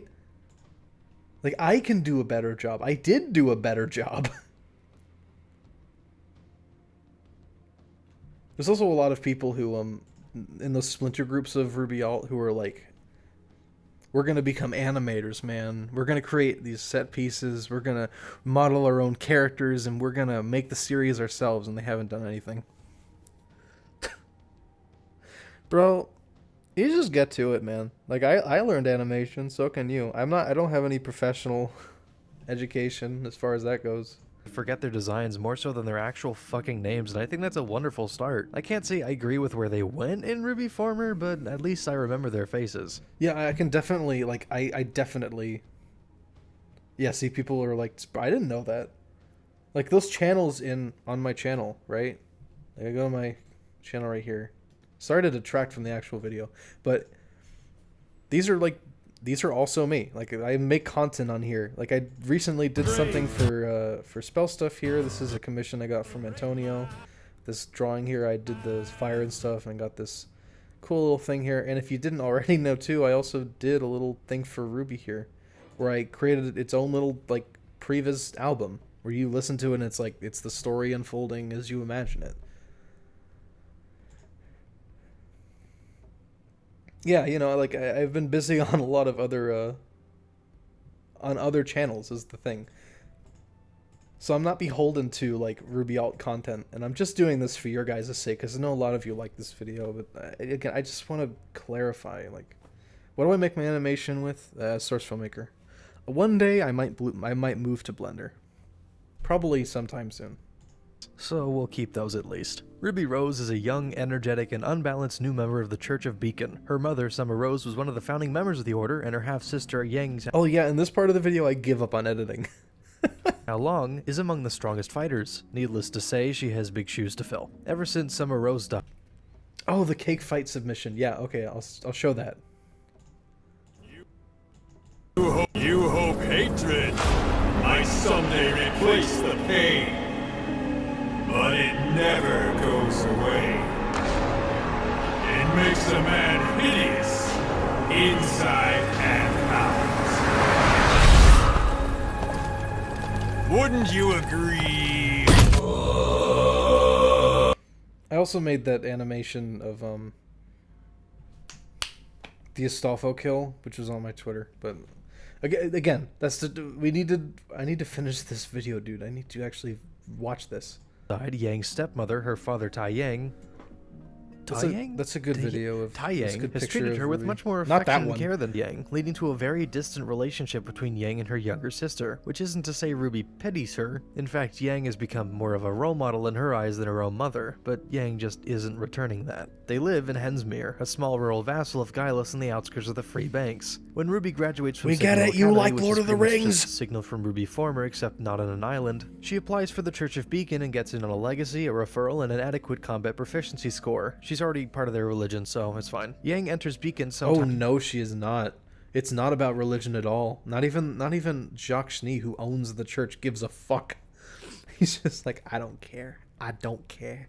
Time before Ruby, presumably 2 or 3 years prior, with virtually the same credentials and a higher combat proficiency grade. Yang once saw Ruby as the friend she never had. In grade school, she seldom talked or socialized with anyone, choosing to train more often than play. Her stepmother, Summer Rose, was her idol, and Ruby was her sparring partner. When Summer died and Tai Yang began coddling Ruby something awful, Yang distanced herself from who she saw as the star of their family. A constant reminder that Ruby, not Yang, was the favorite child, and that the marriage that brought Yang into this world was a long-forgotten mistake. Even after earning her way into the church her stepmother built, she views Ruby with contempt and tries to outdo her at every given opportunity. My intent is for there to be more sibling drama between these two, and a one-sided rivalry seems to work okay for now. I don't think 2 failed marriages would sit that well with the firstborn, especially since the first union ended in abandonment. I think she would obsess over the thought that she was the reason it didn't work out, that Tai Yang neglected her because she caused that marriage to fall apart, pushing her to outdo his favorite child in every aspect in a desperate bid to show her worth, while also holding incredible contempt for him as a father. It might be cliche, but I still want this. The whole like Yang like internalizing Ruby's success as her failure is such an improvement on what Yang was originally. It just gives her so much depth. Even if it is cliche, it's like it just works better, you know? Like it just feels so much like something real, like something like Yang would say or do or think. Even if it's not what Yang actually did in the original series, it's something that is totally within that personality to internalize failure, to internalize being weak. Yeah, I totally love it. I still remember you reading so many people wrote that fight because they were in love with that idea. And you know what? I don't fucking blame them. It's a great idea. Like, I know I'm beating my own meat when I say that, but it's a great idea, and it totally gives Yang something to do. isn't that so much more interesting than just playful and short-tempered? Oh, and also I'm getting rid of the eye thing because that's fucking retarded. Oh, her eyes get red when she's angry. This is a conversation that happened. Yeah, dude. Oh my god, I forgot about that point. It is really stupid, right? That like her That's eyes fucking retarded. It's fucking retarded. It is, though. It is. It's such an anime trope. Her eyes get red when she's angry. It's dumb. It's so dumb. What a stupid fucking ability. Oh, whatever. Oh, her eyes get red when she's angry. This is a conversation that happened. Remember that scene in the Buu saga when Videl is just getting pulverized in the arena? I can imagine a huge turning point in both RWBY and Yang's characters being a sparring match that I don't goes remember the horribly Dragon wrong. Ball Z RWBY is treating it inspiration. as a practice fight and a way to show off to Yang, and Yang is using the match to destroy her. It could get to the point where Taeyang runs into the arena from the bleachers because it's some kind of open house night, and the battle has to be suspended because RWBY's bones are getting broken and she's screaming and in tears and has to be hospitalized. I know that's a bit of an extreme image, but I think if Yang sees how violent and internalized her feelings toward her family are, she could potentially seek to reconcile with RWBY and maybe even come to terms with who she is. I don't want to watch this scene in that context. I don't. Because I don't want to watch RWBY. But the point is, like, right? Like, it totally works. I mean, it's extreme. It's totally extreme, the way I talk about it. But just the idea, it's totally something that should happen.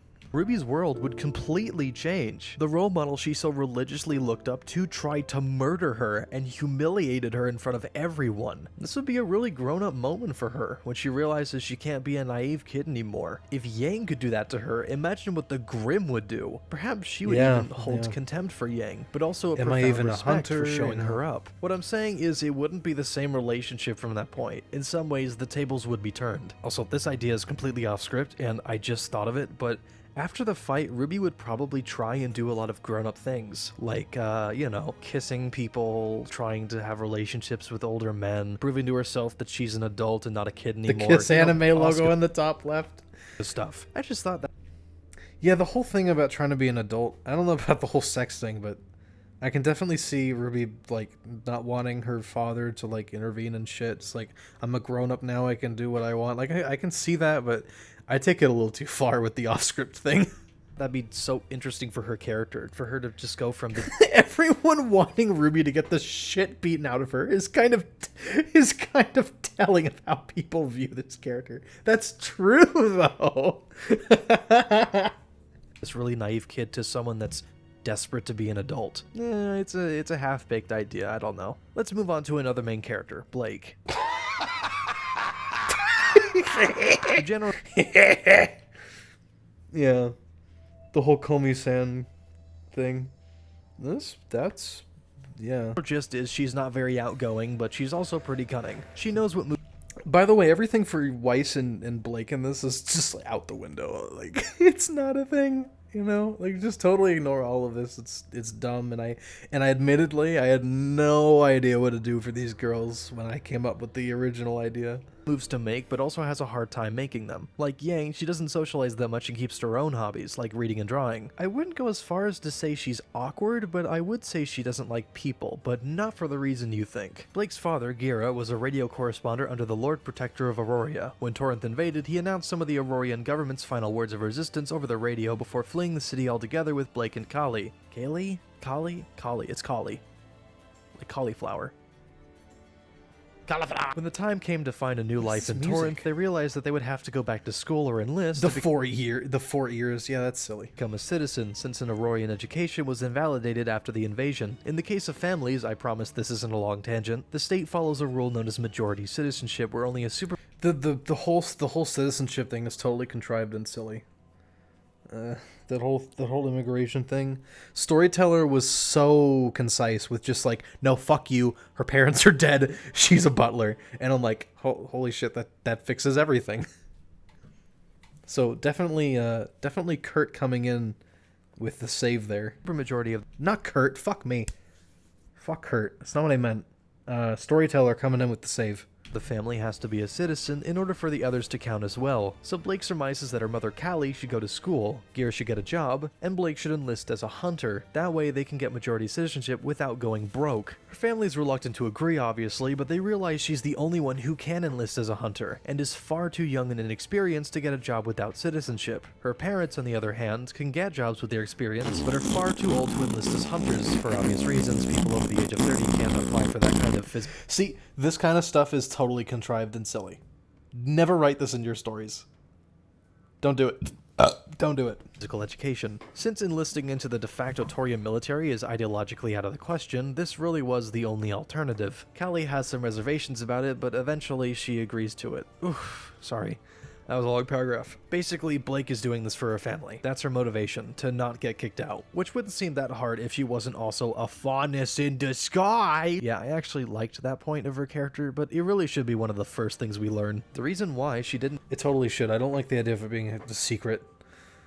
When she's a butler, it's just like, oh, you have a faunus butler. Okay. Fucking cracker. Just apply for another school is because Beacon has very low standards for applicants. If you convert to the faith, or if you're already part of the faith, you're... I don't care if the butler thing's been done before. Deadly Race. It works. It really just works. You're basically in. Blake didn't have the kind of education that Yang and RWBY had at Signal, so she's pretty much confined to this one society. Also, I probably should have mentioned this before, but the reason why I call them societies more often than not is because I want a line where Team RWBY is talking with some random citizens and they tell them we live in a society. This is a serious video. Blake's parents don't know she's a faunus, and she's... Yeah, no. I mean, I don't think I call them societies anymore, but that's a pretty good point. She's afraid of telling them because they could disown her. It's not uncommon for faunus children to just be abandoned by their human parents. And also her parents are humans, straight up. That Being wouldn't a faunus happen. isn't always genetic. Fuck it can off. also be random. So Blake's just unlucky, I guess. For that reason, she almost always keeps her hair long and wears that bow on her head. When people see she doesn't have any regular ears, they just assume she's deaf. And because her bow has special weights that No, keep her ears hidden, man. this isn't No far from way. wrong. So there you go. That's why Blake isn't very social. Because she can't hear people. So let's talk about Weiss now. Surprisingly, I'm not 100% sure what I want out of her. I think generally she's very detached from her family and the world around her. She's much more aware of her wealth, but I wouldn't say she acts her wealth, if that makes any sense. She's not a prissy bitch, and she's much more open to talking with people from the lower middle class than she is with people from her own. In a way, her heritage... Weiss goes through a bit of a fucking journey in the new versions. Because I only described like the first, I think half of the first third of her journey, which I guess is the first sixth, but 1, 2, 3, 4, 5, 6, yeah. The first sixth of her journey, like where she starts. But where she goes, I mean, what the fuck is going on? You know? God, she's just like, her, like Team RWBY, they go to the frontier and they just... And she goes to this lake, and there's just some kind of weird fucking curse that gets put on her. And then they go back, and she just, like... It's this fucking fucked up thing. She kills her father, and she, like, runs away. She runs to fucking Atlas and joins, like, the fucking... What was it? Like, yeah, the Dark Brotherhood from Skyrim. Parent-having immigrant. Yeah, I made her like an assassin. Because there's some curse she got in the frontier that made her into like a fucking faunus or something. I don't know. Like Blake's a cat, she's a wolf, I don't give a shit. White wolf, whatever. He is the White Wolf! The King of the North! Yeah, typical Disney princess, yeah. I mean, I don't know. Yeah, I didn't describe any of that in the fucking... Why do I sound like Dream? How do you know what Dream sounds like? Bitch. her wealth and her prestige are treated more like a curse than a benefit in her mind, and I think she would spite her father for treating him more like an asset than a daughter, which sounds familiar, I know, but she doesn't lash out at the ruling class for being uptight and stuff. She's just more reserved around them. Maybe she can sneak away at night and join the Yeah, again, townsfolk guys, being I have murdered. no idea what to do with Weiss. To be perfectly honest, like her story to me, when I still talk about like her story is just a total parallel to Blake still, and it's just kind of boring. So yeah, she's still in a lot of ways she's just kind of like in the void currently. I don't think anyone had a good idea with what to do with Blake. I mean, Weiss. different alias, maybe get some singing in there to establish she's good at that. I don't know. And of all the main characters, I think I have the least on my mind for her. She just sort That hasn't changed. of bounces off everyone else. Her family is the largest donor to the Church of Beacon, so much so that they take up residence there, but that's basically it. I didn't give her milkers. What's wrong with you guys? There's an original character I had in mind that's analogous to Captain Blazkowicz, a Torrent lieutenant that grieves for the world, who would step into Weiss's life and give her a bit of a direction in becoming a hunter, but I don't have anything past that. I guess her brother died in service to Beacon as a hunter. No, she's not fucking Batman. Fuck you. No. No, she's even rich. God damn it. You're a bastard. Her and the lieutenant meet at his funeral, but yeah, I don't have anything else. It's not like any single moment changed her life. Why not just bully Weiss like that blind girl in this motherfucking comics? Bro, you're onto something. I gotta think, you know, like, on one hand, I like the idea of her, like, growing into her own, because at the beginning, she's just kind of like a very mute, monotone kind of person. But towards the end, she gets very, like, colorful and full of life. And part of that is, like, the curse, ironically, just makes her a different person.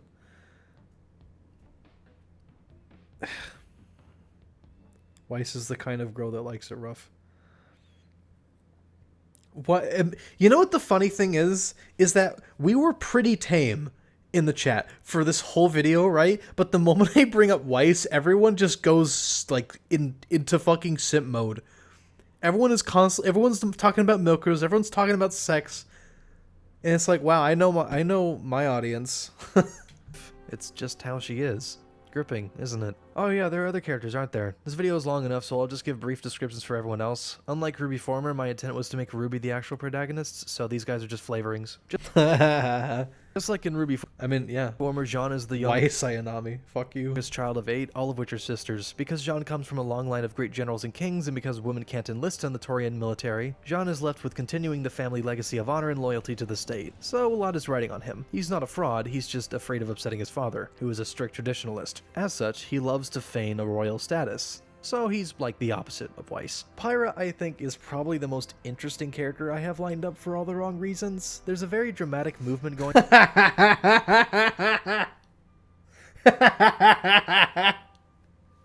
Oh no! Oh no! Pyrrha, why? Oh my god! Yeah, everyone in the chat's freaking out. Yeah, God.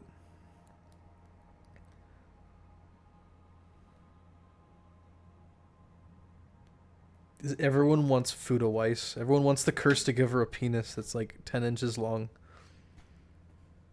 That'd be hilarious. That'd be like, I'm no longer a woman. Oh, okay, you're out of the team.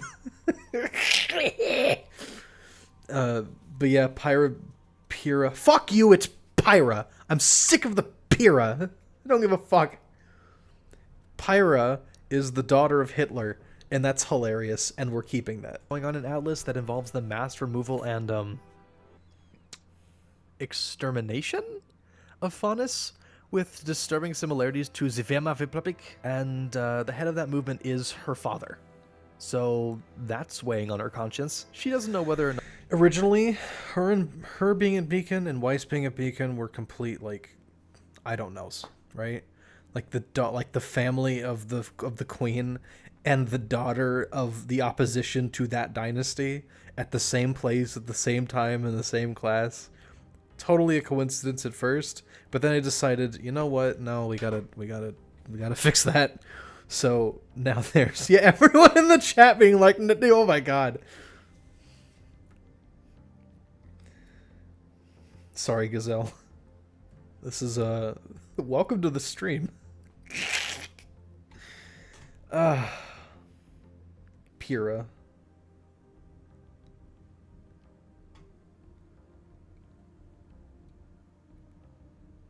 Yeah, but at the same time, I don't know what to do with Pyrrha.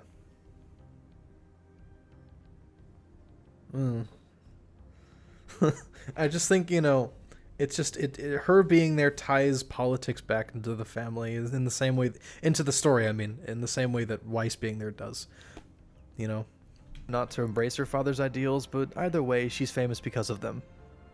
Blake avoids her religiously. Nora and Lee Ren are... I'd imagine. spies. They were sent by the Inquisitor of Bara. Yeah, the whole spy thing, dude. Like, I talked about this in previous videos, right? We are talking about like stuff in the scratch pad.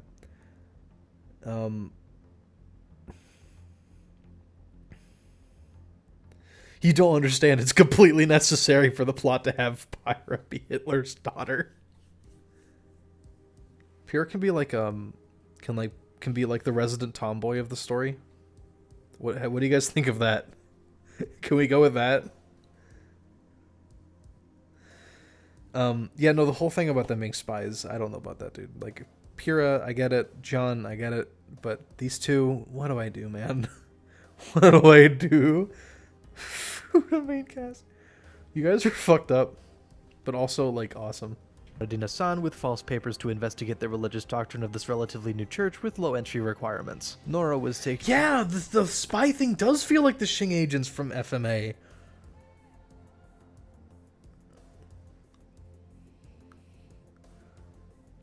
I can see people in the chat are agreeing with Pyrrha Tomboy.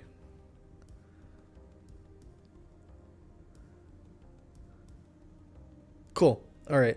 Sounds good. Taken in as an orphan and befriended Ren, who had been a member of. Can you imagine dating a tomboy and she one day she's like, so my dad's Hitler. That since he was a kid. While he's very cold and calculating. Simultaneously, the viewership went up as soon as I said tomboy. Lacking a lot of Oh my emotion or God. interest in material things, Nora is the complete opposite, appearing very sociable and lively, and doing very well in crowds. Their purpose is to highlight the action and the comedy of the series, while also creating political and religious intrigue. Aside Because the other characters weren't already doing that. from that, I don't have much from them either. They're basically just the comedy and the action. I did think about making Jean the main character, like I discussed in my review of Volume 1, but I think the only reason why that was is because I was thinking in terms of how RWBY Former handled all their characters. So in that context, him being the main character would have fit more. In this context, I think RWBY deserves it better. There's a lot more there for her now than before, at least I like to think so. And although I'd like to explore Jean a bit more in the future, I don't think that'd be a good use of our time. So let's talk about the characters I didn't add. Maybe Coco.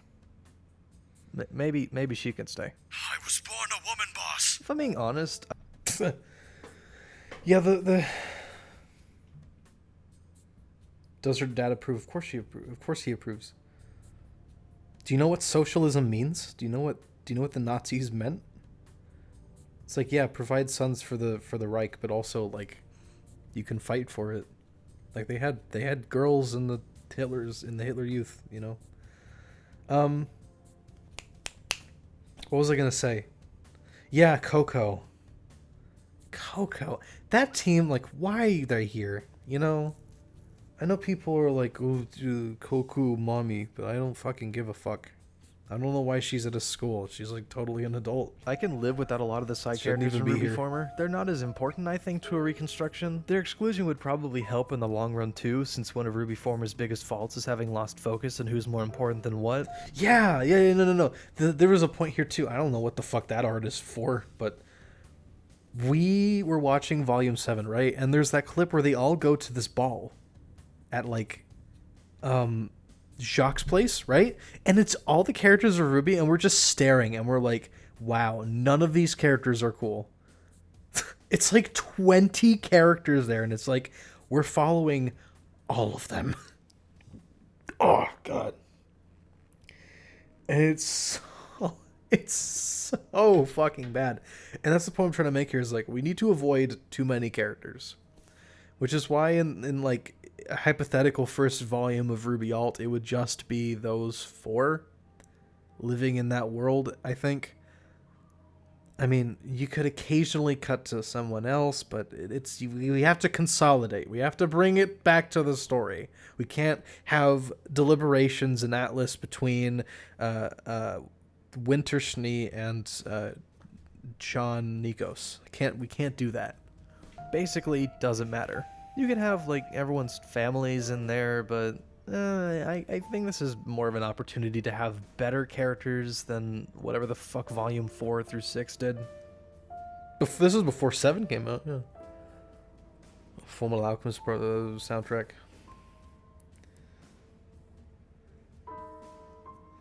Pyrrha is a German tomboy that has an obsession with Greek styles of weapons and armor. Yeah, you know.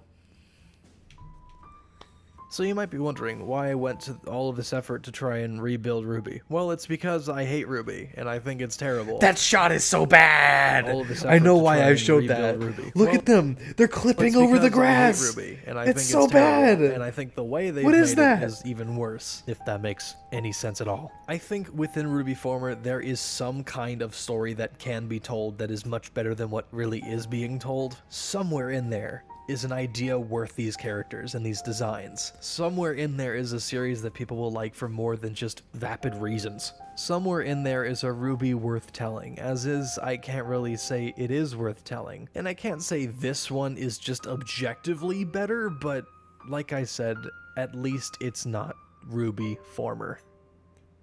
Yeah. That's pretty solid, yeah. Jesus Christ, that was a long video. Alright, thanks for watching. This is off script, by the way, so I'm just shooting out here. Why'd I do this? Well, yeah, I already explained that. Bye. See you next year.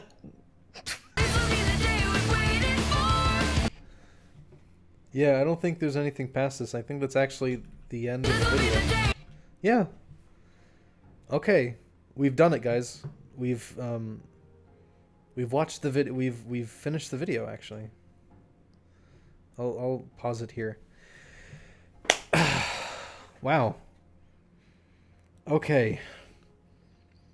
Well, I'm very sorry that we've reached peak viewership on the stream because we've just finished. But listen, guys, we're definitely not watching the addendums.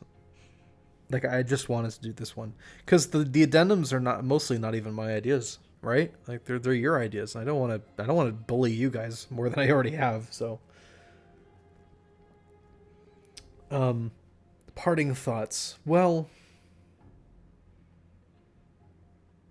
God, I don't know what else there is to say. I mean, I'm sad that people watch this video still and are like, this is really good world building. Because I look at it and all I see are my failures. This is fitting music, by the way. This is the ODST soundtrack. No, we're not watching the rest. No way. No, I don't want to bully you guys. You know, like... Actually, wait. RWBY but better... Oh, no, we can watch this one. Comment. Yeah. No, we can watch this one.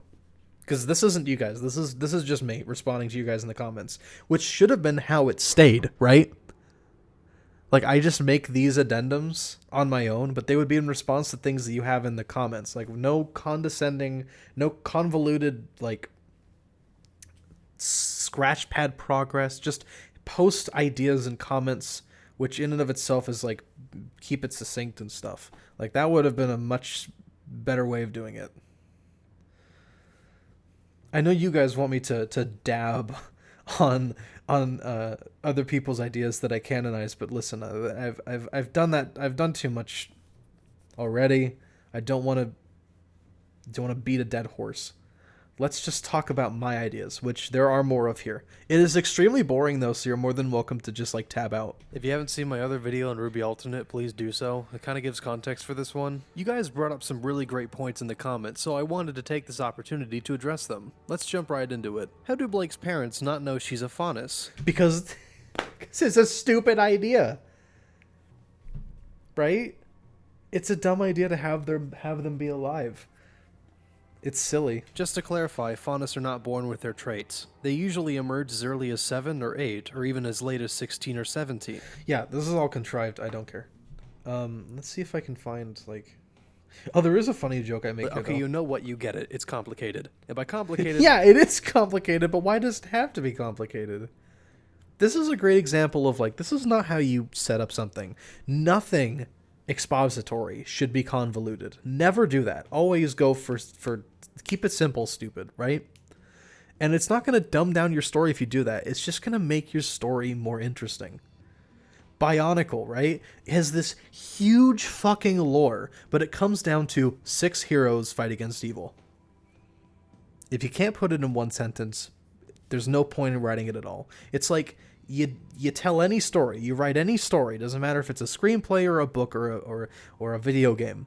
If you can't create a log line for it, if you can't accurately describe what it is with just a few words, don't fucking bother. Bro, are we gonna watch the Hasbin Hotel Templar video? No, because that's not really a but better project, you know? Like, I didn't try to create something new with that. That was just me being like, here's an idea for a villain that is compelling and interesting and fits in that world. And I like that idea. It's not like I would watch it and like comment on how bad it is, like I did with this. This is me starting out. That is me doing an actual idea that I still consider a good idea. Would making Weiss a rich, racist drug addict who is sent to Beacon with her butler Blake, who is also enrolled to keep an eye on her. No, I think they're just there at Beacon because they're part of the Schnee family and the Schnees own that place. It's like their base of operations. Bionicle has so much lore, but it can be condensed down to a sentence, and that's what matters. Halo is the exact same thing. It's shoot the aliens. But if you want to get into the lore, you can. Warhammer is the exact same way. Shoot the aliens. You know? If you can't condense it down to a sentence, then there's no point in telling that story. That's the whole point of a logline. It keeps things simple so that it keeps everyone interested. Otherwise, you're just going to make it a terribly convoluted mess of shit. I mean, I didn't think it through and fucked up. As a setup for the whole prosthetic business, you could even have a scene where it's established Blake is really good at makeup for some reason. Bionicle does not have Tolkien-level lore. That is a gross exaggeration. How'd you get so good at makeup, Blake? Yeah. What kind of religion? Yeah, that's pretty funny. But the whole reasoning is stupid. Religions are there. Whew. All right. How would Team RWBY come together if Weiss wasn't enrolled? So the catalyst for Weiss's character is that her brother dies, and her brother was a hunter. And so when she sees that happen, it's like, damn, life is fragile, isn't it? So she kind of has like a identity crisis where she stops being that like just mute girl in the corner and like engages with the school. So she enrolls to become a hunter against her father's wishes, and her father sends Blake to become a hunter as well to fulfill that. And they get assigned to RWBY and Yang, who, you know, it's like they want to, you know. There's a lot of stuff to talk about, but let's just... Bionicle is the Dark Souls of Lego. That's pretty apt. that's a pretty apt analogy, I think. Right, I'm going to be brief, but long story short, there's a lot. Much like the time of the Industrial Revolution, people are growing up in more secular environments. Baradina-san is obviously a theocratic order, so they're very religious, and some of the more traditional societies like Atlas could be religious as well. I'm even tempted to say religion has a place in Mistral, what with subverting our definition of communism. I don't know about that. If they're extreme socialists, I don't know if they would trust in religion, because religion is a power structure. But I'm getting ahead of myself. The Church of Beacon is obviously a religious institution, and other denominations need not apply. They subscribe to the Gayatri belief, which is a sect of Avanism that states a human being is separated into two spheres, the soul and the body. Animals, plants, faunus, and Grimm, by this definition, have no soul. Purity of the human soul is at the heart. That's ridiculous. That is so anti-Summer Rose, dude. The Gayatri. Who gives a fuck? Religion has such a minor role in RWBY alt. I just don't know why I would clarify this. I guess because I could. But at the same time, it's like Summer Rose started this school. Fucking Crow Branwyn started this school. Why would they give a fuck what religion has anything to do with it? I guess maybe Jacques Schnee, but why would Jacques Schnee care about religion in the first place? He's not a religious person. He's just Tywin Lannister. Tywin Lannister is not a godly man. Part of Gayatri doctrine. It's a religion that was founded in Gaialis and spread to the surrounding countries. There are Gayatri majorities in Atlas and the Free Banks, and a sizable minority in Boro. Just because I don't want to go too far from RWBY former, let's say that the Gayatri belief calls the soul the aura. No idea how I'm going to bring semblance into this, probably not. I think it's stupid, but whatever. By far... You know... Everyone is all like, you gotta bring semblances in. It's core to RWBY. Dude, I just don't know. I don't know if that's true. Are we back on Solus? Yeah, we definitely are. fucking Halo 4 soundtrack is ass. Not all of it, just certain parts. I'm getting added in my server. A good tabletop world. I mean, yeah. This is what my server thinks Pyrrha looks like. Yeah, that's pretty apt. Let me see new people in the server. Let me give them roles. Sorry, I'm taking a little break here. I just gotta catch up on the server here. Yeah.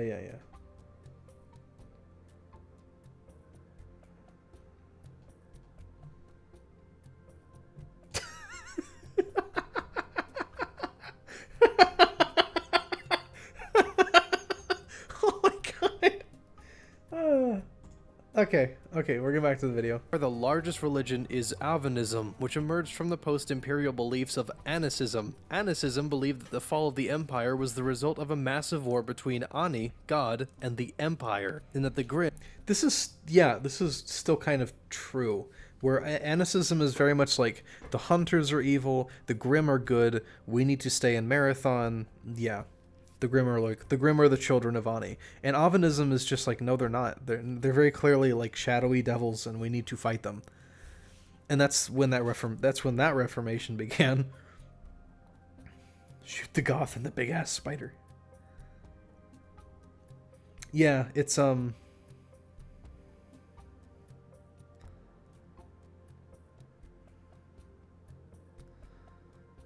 guess Skirmisher's very angry that I oh my god, he's real angry. Look at him. I'm gonna read these comments. I'm gonna make edgy half-assed animations because I'm a weak weeb. Fucking kill yourself. All you brainlets involved are actually useless to this planet. Bunch of worthless, self-ironizing, low brain capacity incels. Kill yourselves in a fucking car crash. Incel shit brain. This guy is angry. Oh my god. Dude, calm down. What the fuck? Yeah, the whole Anicism thing. And then JonTron came along and said, yeah, no, that's bullshit. But Anicism, and here's the thing about Anicism, it's partially the way it is because of the way hunters acted. There's good hunters, right? Which were the inspiration for a lot of stories and stuff like that. The kind of stories that RWBY tells herself. And there's bold hunters who take those abilities for granted and start to abuse people beneath them, who just get titles for no reason, you know? Like, they just... Hey man, I ain't the one making mediocre SFM animations. I'm sorry, like, this guy, Skirmisher, to massage my weakened masculinity. This guy is angry. Wow. What is he talking about? I'm making, like, anti-weeb shit. Right? What the hell's going on? I think he's schizophrenic. I don't know what's happening. Oh, RWBY. I understand. Okay. Everything makes sense now. But yeah, let's move on. Grimm are Ani's creatures. As a result, the Empire was destroyed. I'm so trolling because I'm making brainlet jokes against my own Ani was people in mortally America. wounded. So. This discouraged its followers from reusing Imperial tech. Part of why the faith came into being was out of fear of repeating the past. Avanism emerged out of an Emiret that eventually became Baradin-Asan as an interreligious reform of Avanism. It states that the massive war was actually between God and the Grimm, and that the Empire just got in the middle of it all. Not only does this justify using dust as a power source, but it's also what started the hunter societies en masse. It's a misremember. It's like it's not what happened, but it's a misremembering that's totally within world, right? Like they see it as a war. Naturally, the very first ones were religious orders. How were LGBT people treated? I remember I got this question and I'm like, this is the dumbest question. Like, it's... I guess bottom line, I don't care. Is this because of that one couple in Volume 6? I'm not inclined to remove that. People can be whatever they want to be, but hey, you know, this is an age where people are finally removing themselves from religious doctrine, so it can't be that clear-cut. Let's just say that homosexuality is in countries where religion isn't that big, and that people haven't gotten that used to transsexuals or bisexuality yet. Mistral, Celebrir, and Boro leave this issue pretty wide open and don't have any opinion on it, so gay lifestyles tend to thrive there. You know, I can hide Skirmisher if you guys want, but I'm not gonna do that because this is too funny. Restrictions in Gaialis, and the law varies in the different city-states of the Free Banks, but in Atlas and Torrent, no. Torrent absolutely needs sons for their future wars, and Atlas is having a bad enough time removing the Faunus. In a country so... How are they racist aliens if they're like the most diverse side? Like, humanity is all just one species, but the Covenant's like several. You get your history right, you fuck. Historically religious, homosexuality would probably be frowned upon, but hey, that's not a reflection of my own beliefs. That's just to keep things interesting. Again, we need lots of conflict. Side note number 2, Jean's sister can still be herself. She just moved away to one of these Golden Delta city-states where homosexuality is accepted, because being in Mistral or Celebrir so close to Torrent is probably a bad idea, but would Jean look down on her for that? His father would for sure, but maybe Jean doesn't know what to think of it. Again, does he uphold the honor of his family as being loyal to the state, or does he support his sister? More food for thought. I mean, Jean's sister being a character, don't care. It's not important. It's not the core of the story. Who gives a fuck? White Fang. The Covenant glassed the brutes from... Yeah, well, they subjugated all their species. Like, I don't even think the grunts have a homeworld anymore. Like, that's how they got in, but they're not, like, racist towards each other. Otherwise, why would they work together? Fang's still in operation, and if not, do they have an equivalent? The White Fang probably doesn't exist. I know a lot of you want it to be a big part of Blake's character. You're some loser because you... if I'm pausing the video now, it's always because of Skirmisher. You're some loser because you made some pack of SFM anti-anime animations while you're some worthless incel weeb. How am I an incel weeb if I make anti-anime animations? Also, I very publicly denounce anime. So, this guy's just like, he's just angry.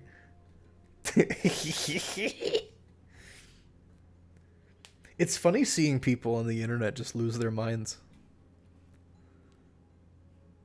You know, it's not like an evil. It's just like, you know, you lack restraint. Character, but I don't know. Doesn't that just There is slight racism in the Covenant. prove everything people suspect of Faunus? I'm more inclined to just say it exists, but on an extremely small scale, like the Illuminati or whatever the Nazis called Jewish conspiracy groups. Protesters in Atlas would probably just use their name to incite fear and make it much bigger than it actually is. If I did include it, I doubt I'd use it in the main story. Additionally, while we're here, let's also call the anti-Faunus faction in Atlas the Kurasayim Party out of the totally made-up Atlan phrase Am Kuras Hamalain Otrekia, or for Kuras the Lord, human or traitor. See, I don't know if Kuras is supposed to be like a title or if it's supposed to be a word for Ani. It can't be a word for Ani because Ani is very literally God in Atlan, right? So Kuras is totally like just, we say the Lord, we say like for, but if you say that, then it's pro-monarchy, isn't it? Yeah, I just didn't think this through at all. But I like the name Kurasayim, so maybe the name can be different or something. I like the dichotomy of like Kurasayim, or like the two parts of that are like from two separate sentences. What I wouldn't be opposed to adding is something like the Underground Railroad. Skirmisher, why are you here? Like, what is your motivation? I want to know. What is your motive? What is your motif? Some kind of secret organization that moves Faunus out of Atlas to avoid... You know, I keep pausing the video, I'm sorry, but the whole, like, the whole racist Covenant thing, it's like, I think I'm starting to see people that, like, have a point about, like, how they hate each other, because the elites did rebel, so... Spaghetti, no! No! Don't engage with him! He'll call you a racial slur. Persecution. Maybe Pyrrha could get swept up in it all? Again, leaving her at an impasse of doing what she thinks could be the right Hello, thing and what Golden. her father thinks is the right thing. Are they terrorists? Are they people? Is her father reinvigorating the country? And if so, does that excuse the persecution of Faunus? Let's get real deep with this, folks. Go nuts. What about those silver eyes? Well, although I think an ancient society of silver-eyed the silver warriors eyes. is kind of cool, that pretty much just invalidates the fight against the Grimm with hunter societies and Baladin-Asan. It barely works in RWBY form as is, so I'm reluctant to reintegrate it here. If you guys have a good reason for it, then please let me know in the comments. Okay, so, Jerry.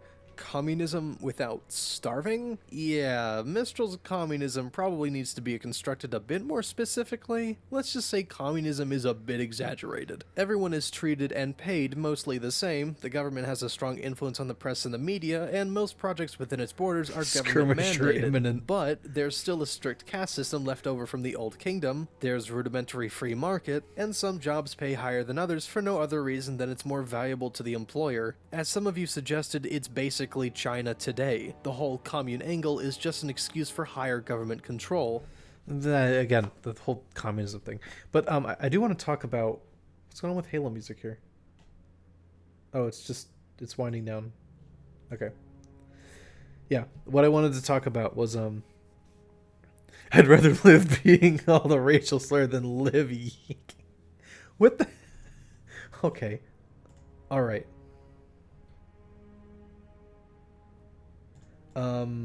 What was I saying? Yeah, the silver eyes. The silver eyes are really interesting. Holy shit. Thanks, Cyber.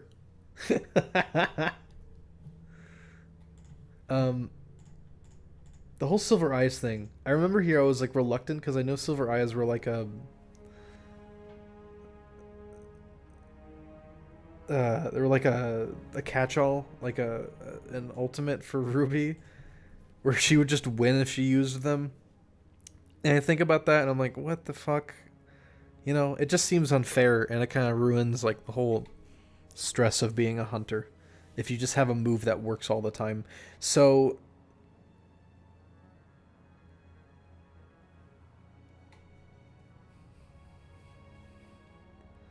to make a point, the story follows RWBY, and I was reluctant to add that, but the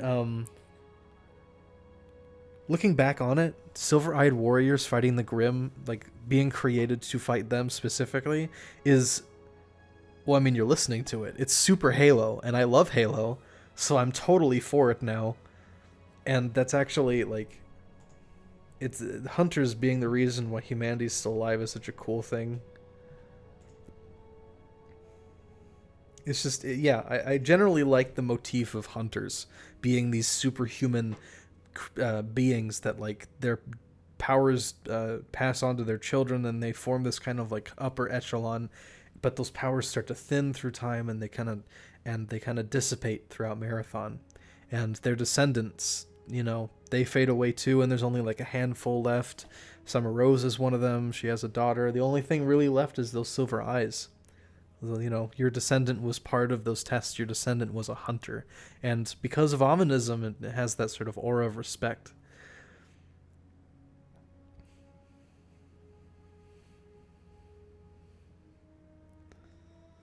It's, yeah, you know, it's... I like the idea. I like silver-eyed hunters. I like that. Yeah, they are just Spartans. You're completely correct. Which is another reason why Torrent is such a threat. Would RWBY really start acting adult if Yang beat her up? Probably not. Again, that aside was off script and just something I came up with in the heat of the moment. I didn't think it through and it probably doesn't add up in the long run. I think something more accurate... He publicly shamed Skirmish like Hitler shamed the Jews.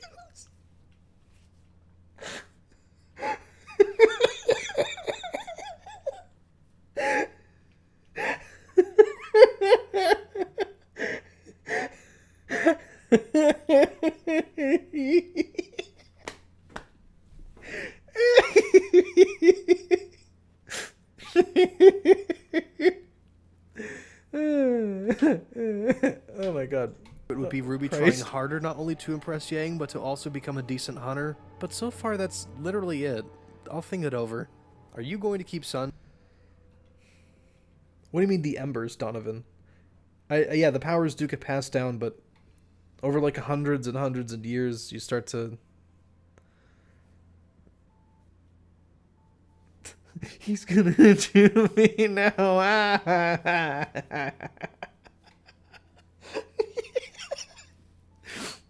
Oh, what am I saying? What was I saying? You guys are making me act. I can't think. Oh, damn it. I lost it. I completely forgot. Yeah, no. Yeah, they get passed down to the children, but over the course of like hundreds of years, like maybe 1,000, that all just kind of dissipates and they become normal people. Who the fuck, Skirmisher? I'd love to know where you came from. Like, what is your motivation?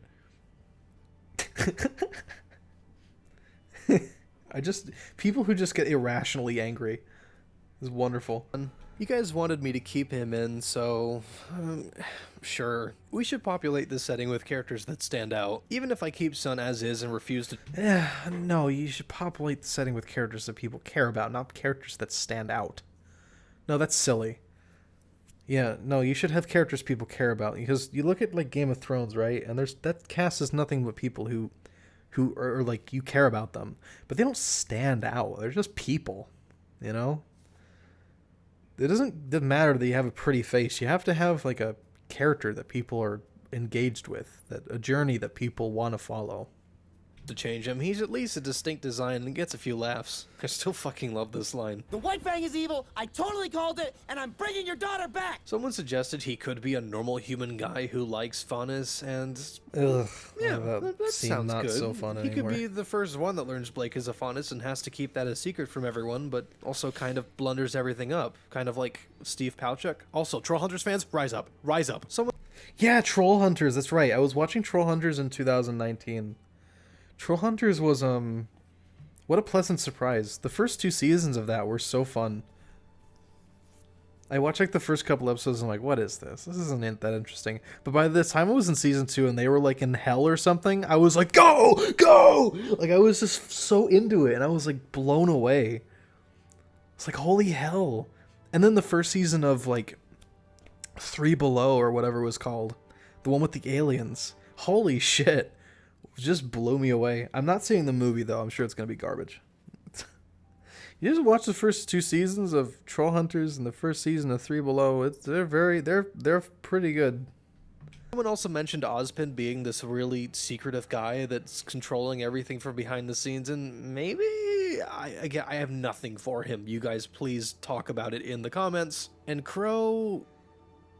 I don't fucking know. He's fine as is. I really like him. Oh, Crow is... There's a lot of... when cast Vic Mignogna for him because removing him is a batshit stupid mistake and I hate Rooster Teeth. Again, I don't have a story fleshed out. Who cares about voice actors? But, Crow... Yeah, he has his own journey, too. He has a whole thing, yeah. I like Crow. He's a pretty good, like, archetype of, like, what hunters are. He embodies, like, the good and the bad. He's selfish, but he's also, like, you know, reluctantly helping humankind.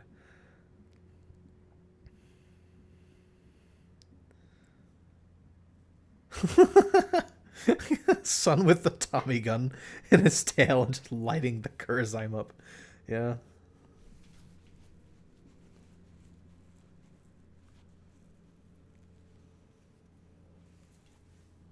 Yeah, this video was just supposed to be a world-building Skirmisher exercise. coping, so Skirmisher I'll leave it up to you. seething. Who gets excluded, who stays. Yeah. Crow Dad. Yeah, Crow has that whole part of his mentality where he just rapidly fucks women because he's just that kind of person.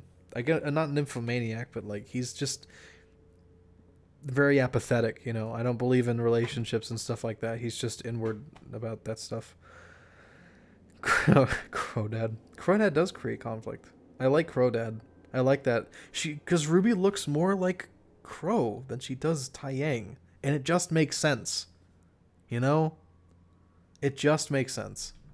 And just because I want to spite Rooster Teeth, Adam is here. Yay, he's here, everybody. I have literally nothing for him, which is a bold-faced lie. I can totally imagine him being propagated as the villain, but is actually helping the Faunus escape Atlas, a la the Underground Railroad, which can get Pyrrha or Blake involved. But just because I want to shit on Rooster Teeth, he's in. And we'll certainly give him a better time than whatever the fuck Volume 6 did. Why did you kill him?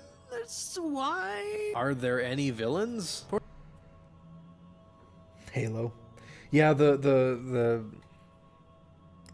Adam, man. I mean, yeah, he's generally speaking, yeah, still doing that. Torchwick is a classic crime boss, and I really do want him to be a reoccurring antagonist, just not in the same terms we see him in RWBY Former. I'll elaborate in a bit. The villains in RWBY Former are less integrated into the world and have more to do with the story than anything else. They really only have a personal connection to the heroes after Volume 3, and even then you can hardly tell they're that big a threat. You got this Scorpion dude who's crazy and stuff, but is that really worth just having them on their own? And that's where I come to my main point. I don't like Salem. I think her role is purely a farce to convince audiences there's a bigger story at hand in RWBY Former. There really isn't. She's inconsequential and only exists to make the world seem larger than it really is. Yeah, she only really plays her role in Volume 8. And I guess 7 by proxy, I guess. Yeah.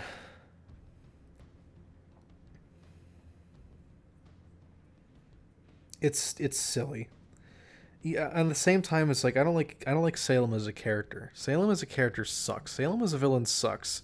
But Salem as like the culmination of what the Grimm represent, this kind of natural vengeance towards humankind to punish them for some kind of generational sin. I'm all for that. I like Salem just like she has no dialogue or anything. She just like Summer Rose tries to kill her. Summer Rose fails, but is able to like severely weaken her. Salem comes back through her and tries to destroy Marathon. I find that ironic, and I also just like the idea of Salem being this force of nature in the same way that Grimm are. And also just for her to be completely speechless. Like, she has no voice lines. She's just a demon. She's just a demon in Summer Rose's body, which is like totally what they should do. Like, it's obvious as fuck, but they should do it because it's fun. It's cool. If for whatever reason I do choose to have her, it would be as someone working from the shadows. We never see her face. We only hear the word Salem. We don't know if she's commanding the Grimm or if people are working beneath her. Let's just put our foot down and say her goal is to exterminate mankind before they can exterminate the Grimm, which, with the nuclear age fast approaching, is coming to a head very soon. If people get nukes, you can imagine where they'll be dropped first. But again, this is a world that's pretty good, yeah. You gotta end humanity before it gets too out of hand, and you got to do it through, Summer Rose. I like that. Exercise, and I don't want to think too far ahead in any hypothetical story. So Torchwick isn't following any real chain of command, at least for the most part. He's just another reoccurring villain of the week with his own jazzy, spiteful attitude. He'll do anything for a dishonest buck. It's who he is. And as for Cinder and her lackeys, actually, shit, wait. Again, more colorful. Yeah, I don't know shit about Cinder. I don't know shit about Emerald or Mercury. Fuck them. Fuck them. I don't have anything for them. But Torchwick and Neo, they're fun. I'll keep them in. Just like in the new videos, nothing's changed. They're the same. Side characters is a plus, but should she be anything more than a regular antagonist? Again, let's not get ahead of ourselves. She could... There's not literally going to be nukes in the story, guys. It's just a thematic thing of, like, humanity's getting too powerful. We have to wipe them out. Start out as RWBY's actual rival at Beacon, a sort of foil to RWBY herself, how they have the same color scheme. When RWBY tries acting grown up all of a sudden, Cinder's kind of just left in the dark. Her whole character is just playing off RWBY, and now that she's moved on from rivalries and childish antics, she could realize just how... Dude, why am I making Cinder just fucking Sunset Shimmer? Maybe it's because they rhyme or whatever. Also, Sunset Shimmer is not like a unique character at all. It's just a random bully. We should watch Equestria Girls someday. That's like my least favorite movie. We should totally see it. Alone she really is, but that's just a start. What do you think I should do with these characters? That's a pretty good question. I don't know. This isn't really something you guys brought up, but let's talk about it anyways while we're here. Blake and Weiss are pretty shallow compared to RWBY and Yang. I did say I wanted to make RWBY the actual protagonist, but it's something that I've been thinking about nonetheless. So let's just say some random shit and hopefully it'll stick. Blake is really good at drawing and likes to read a lot. She doesn't like people because she's afraid... Skirmisher, give me in. I wanna debate you on stream. Holy shit. Dude, shut up.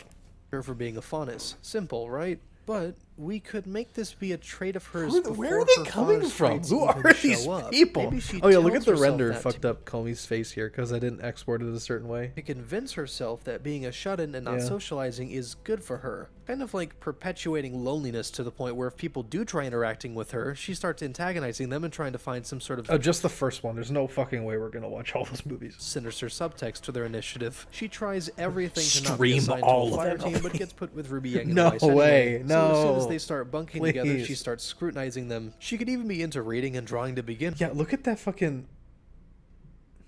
Look at that line up there.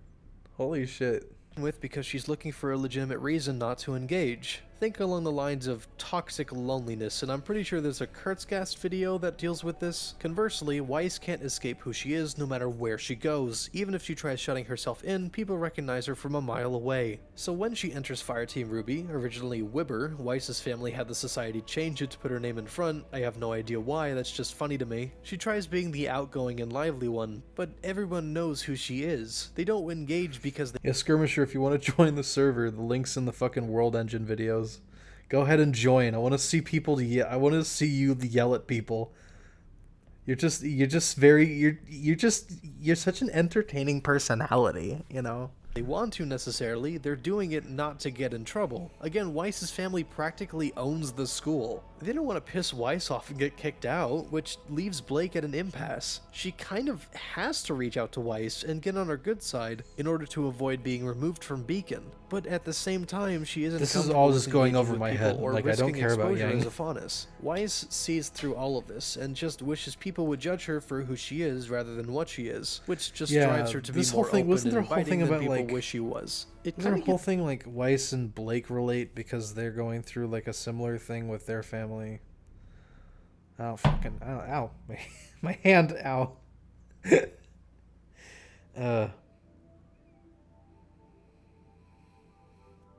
Wibber sounds like a slur. It does.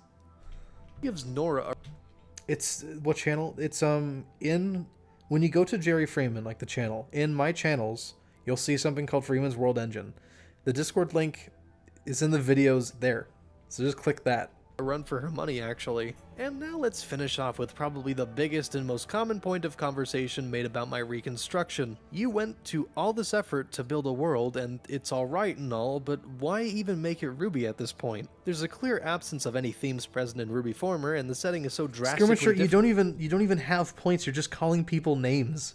Like, what is the debate even gonna be? Like, are you gonna have like actual points, or are you just gonna keep saying like buzzwords? It might as well be its own thing. You could literally Enter the rename server, characters' please. nations and I sell wanna it as see an people original work. yell at you. So this part of the video will be me justifying wanna the see you stark yell at departure people. from OG Remnant. Very early on in the writing process, I hit something of a roadblock. I had literally no idea what kind of audience I was trying to adapt RWBY for. The original series is such a clusterfuck of genres and themes that I'm not even sure they know who watches it. Is it for older audiences? Then why are everyone's names extraordinarily simple? Why are the characters even Oh Christ! Oh, so many people are joining the Discord now. Oh fuck! Oh no! Oh shit! Oh my god! Oh god! I have to give. Oh my god! I have to give roles to these people so they're not white. We don't like white people. White people are dumb. Oh Jesus!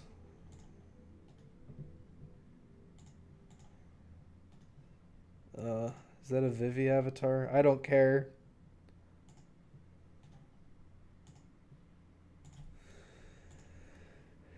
Oh my god.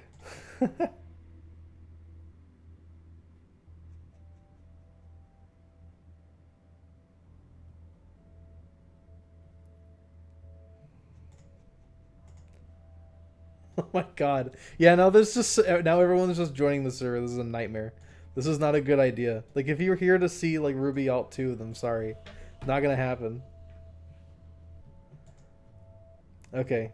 I will I will continue. and simpler to understand. Why is the logic of the show so basic and childish? What are the motivations for the villains other than being evil because it's what they are? And most importantly, why is the world and the nations in it so obnoxiously simplified and bland? And why do they have absolutely no large-scale conflicts whatsoever? And if it's being made for children, then why is that scorpion saying bitch? Why did she break his legs? Why are people's limbs getting cut off? Why are people getting cut in half? Why are people dying? Why is there blood? Mommy, holy shit, Jesus Christ, mommy, it's so scary, what the fuck? You get the point. Somewhere in my planning, I finally just decided to put my foot down and go full Metal Alchemist. RWBY is probably the most fitting for a young adult crowd, so the world can be complex enough so it's not insulting with its intelligence, but innocent enough to where it's not overwhelming with its maturity. Literally Full Metal Alchemist, or maybe even Fable 2. Just not as quirky and stupid. And that brings me to my next point, which I brought up earlier. RWBY Former's world is offensively basic. A setting like RWBY Former's Remnant would probably seem pretty insulting to a young adult audience, and likewise, I saw this video as a means of rebuilding something that Rooster Teeth am I clearly jumping didn't around give a in shit Whiterun? about. The World of Remnant series was an opportunity to expand a world building that otherwise seemed vapid and lacked any depth, but all it really did was double down on the fact that Rooster Teeth has absolutely no goddamn idea what it's doing. How are any of these kingdoms getting their food? We've seen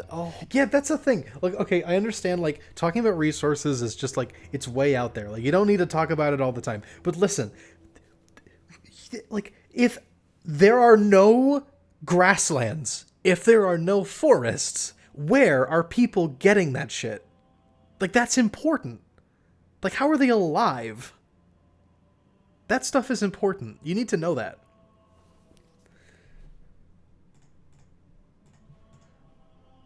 whole one farm in the entire series, and I sincerely doubt Atlas is using some kind of futuristic GMO food processing to feed its entire nation, which, by Or a replicator from Star Trek. the way, lives in the fucking Arctic. Don't even try saying they get their food from other nations. How the hell will they have survived the Great War then? You can't just ignore basic sustenance. And I actually gave Vakuo the benefit of the doubt in assuming it sounded at least a little credible as Vakuo. No, it's actually pronounced Vacuo, like a fucking vacuum. And why is it in the middle of the desert? There's a temperate region right there. You can't, you know what, you get it. Yeah, holy shit. God, I got so heated. I was like, oh my fucking god, this is so stupid. Ugh. Jesus For a Christ. series that's so focused on exploring Remnant now, you'd expect something a little more interesting than The Last Airbender, but without any cultural tension, societal transformations, large-scale conflicts, trade, wit, originality, passion, relationships, characters. It's fundamentally broken. If you want to remake RWBY to any positive effect, the first thing you gotta do is completely scrap Remnant. It's really not worth keeping intact in any way. No, I'm completely right here. Like, I'm stroking myself off, but god damn it, RWBY's foundation sucks. And you just gotta take a chubby, and you just gotta make a completely different setting. Because this one it's fundamentally broken. All this shit, it doesn't amount to anything, and it makes no sense. So there's no reason for it.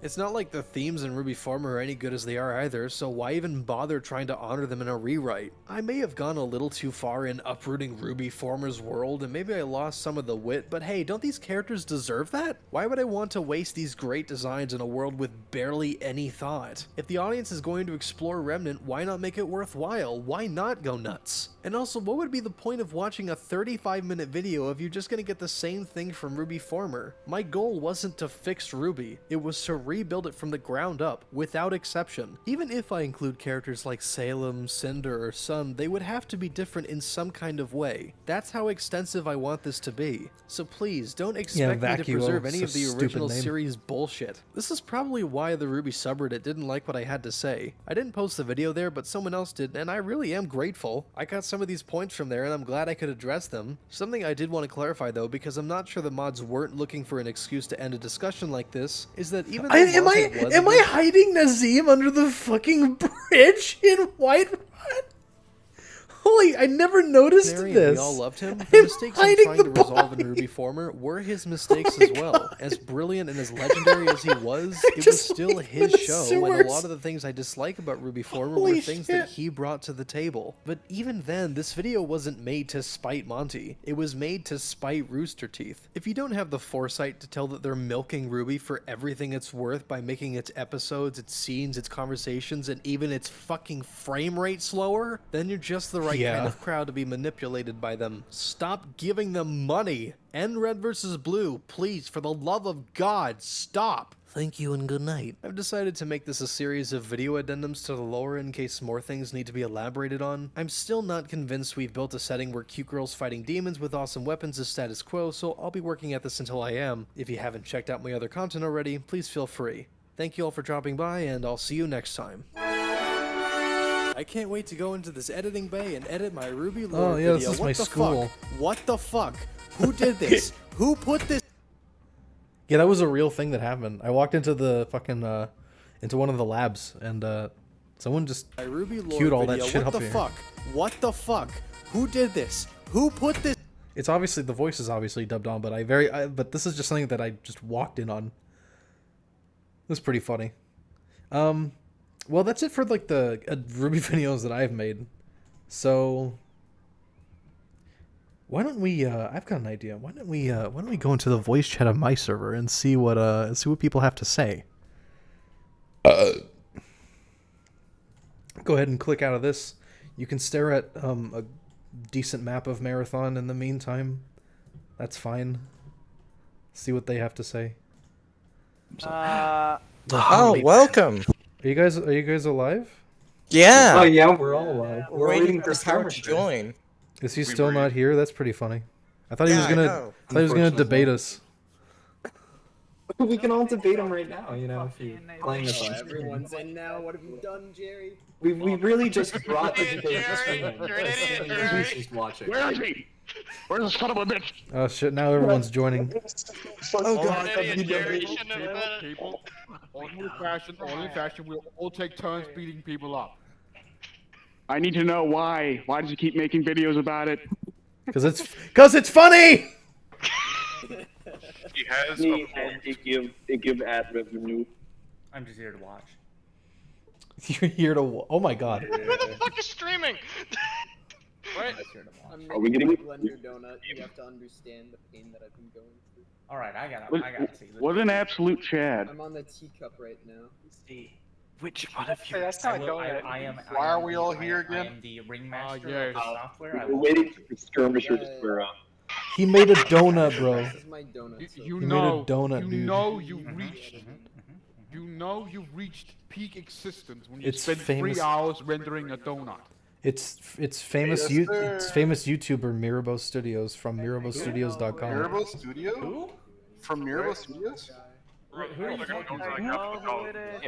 I good tried shit. this UV shit, and it's like, it's so painful. If you look in my custom status, it says crying from constant UV mapping issues. This is what has been like affecting me for the past 3 hours, because I'd always wind up like just clicking on the fucking. Can you show me the topology in edit mode?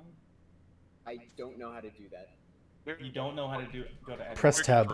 Press tab. Yeah, party now. Let's fucking You've go. been using Blender for how long? And you Go. The only thing that's missing is skirmisher. Why is it called Blender if there's no blender in a donut? Exactly, dude. What the fuck? Are you editing this? I am imagining like that WWE clip. Like, where is it? All right, let me see this. Bro, step up your fucking game. Stop Blender. Blender.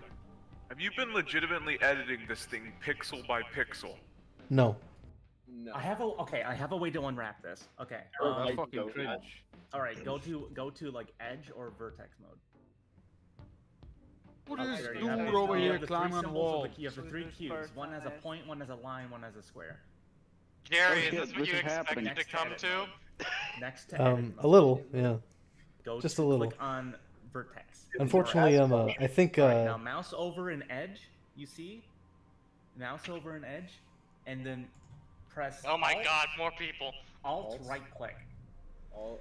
Actually, I do want to say, Brilliant research show. I will be your guide. now that I finished the videos, I think I'm going to end the stream. If you would like to join me, you can go ahead and join the Discord on the World Engine. So go ahead and do that. Thank you all for joining me. Talk about what I was talking about earlier about Red vs. Blue, Season 15.